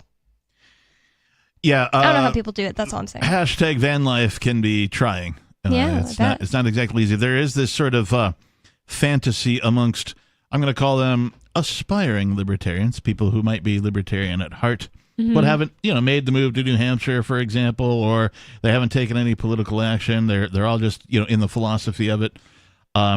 There's this sort of fantasy they have where, hey, let's just get a bunch of us together. Let's go buy, 20 acres of land somewhere and put up some solar panels and dig a well and put in a septic system, and we'll all just roll our RVs or our tiny homes in there, and we'll just live there as like our own community. It's a great fantasy. Have you tried it? Yeah. Guess what? I wouldn't really want to live in like a mobile home of libertarians if I'm being honest. Guess what? The law gets in your way even if you try. Yeah, I'm sure. Yeah. So it's not as easy as it sounds. It's maybe like a huge one where you each had your own lots, sure, but not like we're all parked in the same yard. Right. Well, 20 acres is pretty big. You'd have some space with 20 acres, You would depending think on how many people are there. Yeah. But then you also would you want to live in a van, Bonnie? No, I wouldn't want to live in a van at all. I was or a talking trailer? like a mobile home. I've lived in trailers How about twice. a van Some of them down- are actually nice. How about, Really how about a nice. van down by the river? A van down by the river. That's couldn't the be any dream. other. That's probably too old for both of you. No, I've seen it. It's Chris Farley. Chris Farley and the skinny. Saturday Oh, Night David Live. Spade. Yeah. He was like playing a kid, and that was funny. Another factor which has perhaps improved the conditions for falling home affordability is the remote work option and the gig economy. A person living out of an RV or a van has the ability to connect to the internet and raise funds through digital work. They can become contract workers for delivery services, or they can work a regular 9-to-5 job while saving money on rent and utilities. This is not to say that the trend is ideal or that this should be the new Western standard. It still represents the decline of Western civilization, but the ugliness of economic uncertainty is far more hidden from view. During the Great Depression, many people became nomadic, traveling across the country by rail or caravan, looking for better living conditions and better employment. But the life of these nomads focused on less than ideal camp conditions, poor sanitation, and poor security. They were often the targets of criminals. We have a version of this today in the form of tent cities in places like Los Angeles. Keene. Or Seattle. Or Keene. But for now, the RV option appears to be the dominant one.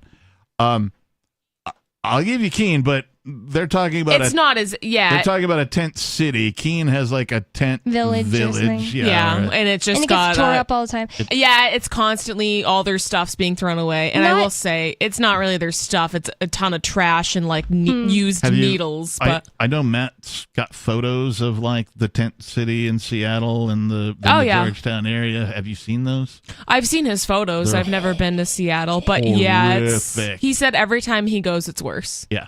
It's terrible. There's- I saw just the other, 2 weeks ago, I was driving back into Keene from, where it takes you to Washington Street. Yep. And there's woods to your left, and I saw a bunch of firefighters escorting a bunch of homeless looking people out of the woods. I kind of wondered what that was about. I read something the other day that one of these container services, right? They bring dumpsters around to Yes. construction sites or whatever. They volunteered to clean up the homeless camps. Yeah, I saw and that. so they on, had to kick everybody out for them to come in and throw away all the trash, clean up the site. Well, that's kind of cool. I think Did they- that's what happened there.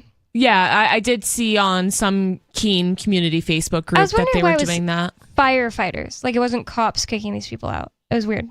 Yeah, that is weird. But either way, it is kind of weird either way, but it makes a little more sense for it to be like a firefighter. Maybe if they they're just offer helping less them out. resistance to the Yeah. firefighters. That's true. Maybe. I mean, my sister was with me, but no one else, so I completely forgot about this, bringing it up to someone who might know. Even in places as cold as Canada with limited populations, RV communities are popping up everywhere.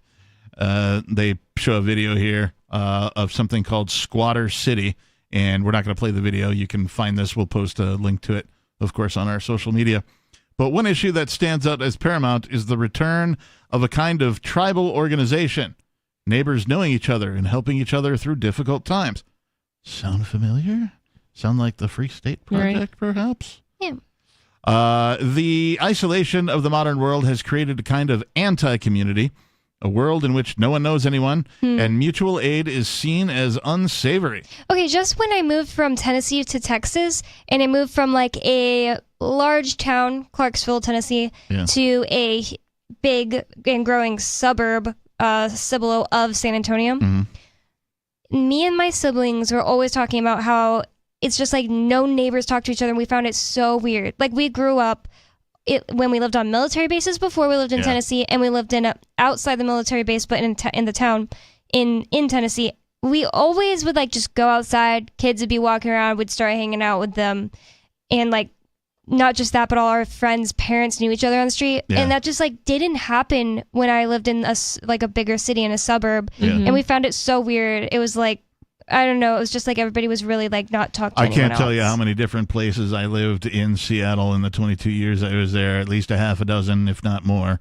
And 0 of the times did I meet more than one of my neighbors, right? I'm talking about living in an apartment building with 5 stories, and like I met one neighbor, right?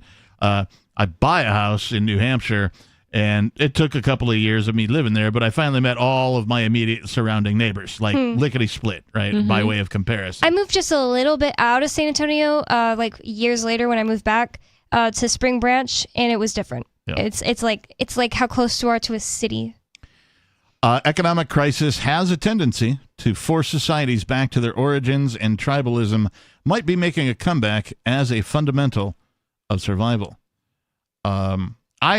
I've lived a nomadic life for a period of time, somewhere between 1988 and 1991, right? I worked as a carny, so I was going from town to town, every week almost, or 2 weeks, depending on how long the show was in town for.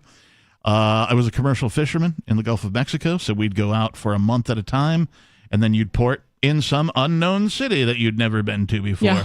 You'd stay there for a week, wait for the boat to get refreshed and refilled, and then, do your part to make that happen. And then, you go party for basically a week on whatever money you made, and then you get back on the boat and go out for another month and do a month's worth of work and just rinse and repeat that for some time. So I have an idea of the difficulties of nomadic life, and I don't wish it upon anybody, right? Some people choose it, and that's fine. If that's your thing and that's what you want to do, go ahead. You can make it happen, but you have to be ingenious, right? I don't mean a genius. I mean, you have to be frugal. You have to be on top of your cleanliness. And you have to come up with, you have to find solutions to stuff that you never knew you needed solutions to. It seems like it's a lot easier when you have a lot of money. Like the very successful, exactly, but the very successful YouTubers that I follow, it's like, they have the best of everything, and it really makes it so much easier. I could imagine if you're doing it to kind of rough it, so to speak, or it's like, I can't afford my rent anymore because they, increased it $300. So I'm going to try this thing instead because I have enough money saved up for, RV, whatever. When things break, it's just, it makes it so much more complicated. So people who are doing this because they don't have any money and they can't afford rent and they can't buy a house, I can just imagine, it's not the glamorous YouTube life that you see. Yeah. We're like, oh, we're traveling the United States, and we're at the beach, and we went to Mexico. Great view I got to wake up to. Yeah, it's exactly. It's all nice and polished looking inside, decorated. It's not like that when you have to sleep in a Walmart parking lot because you don't have any money for the $5 campground fees. You know what I mean? Yeah. When you literally have to use construction paper, newspaper, and some duct tape or some scotch tape to block out your windows so you can get some sleep. Or you're out in California where gas is almost $7 a gallon. Yeah. I mean, how are you going to get around in your van? If you are considering, or you've just started doing van life, as Nikki said, you can find all sorts of good information online. Particularly videos. I don't know if any of them are on Odyssey. I've not looked for van life on Odyssey. I haven't either, no. But I know they're on YouTube. I also know that there is more than one now convention. There's annual. Oh, cool. I didn't know that. You know, like we have Pork Fest every year for libertarians. They have something like a van life convention. Everybody just drives to, some place, and they all camp out and meet and talk about best practices and how to be clean, all that stuff. So, anyway, we're out of time. Thank you, Bonnie. Thank you, Nikki, for joining me tonight. Thank you to Captain. You're welcome. Thank you to our callers and our listeners, of course. If you missed any part of tonight's program, please go to freetalklive.com and find the archives. No, thank you, Mark. Thanks, and peace.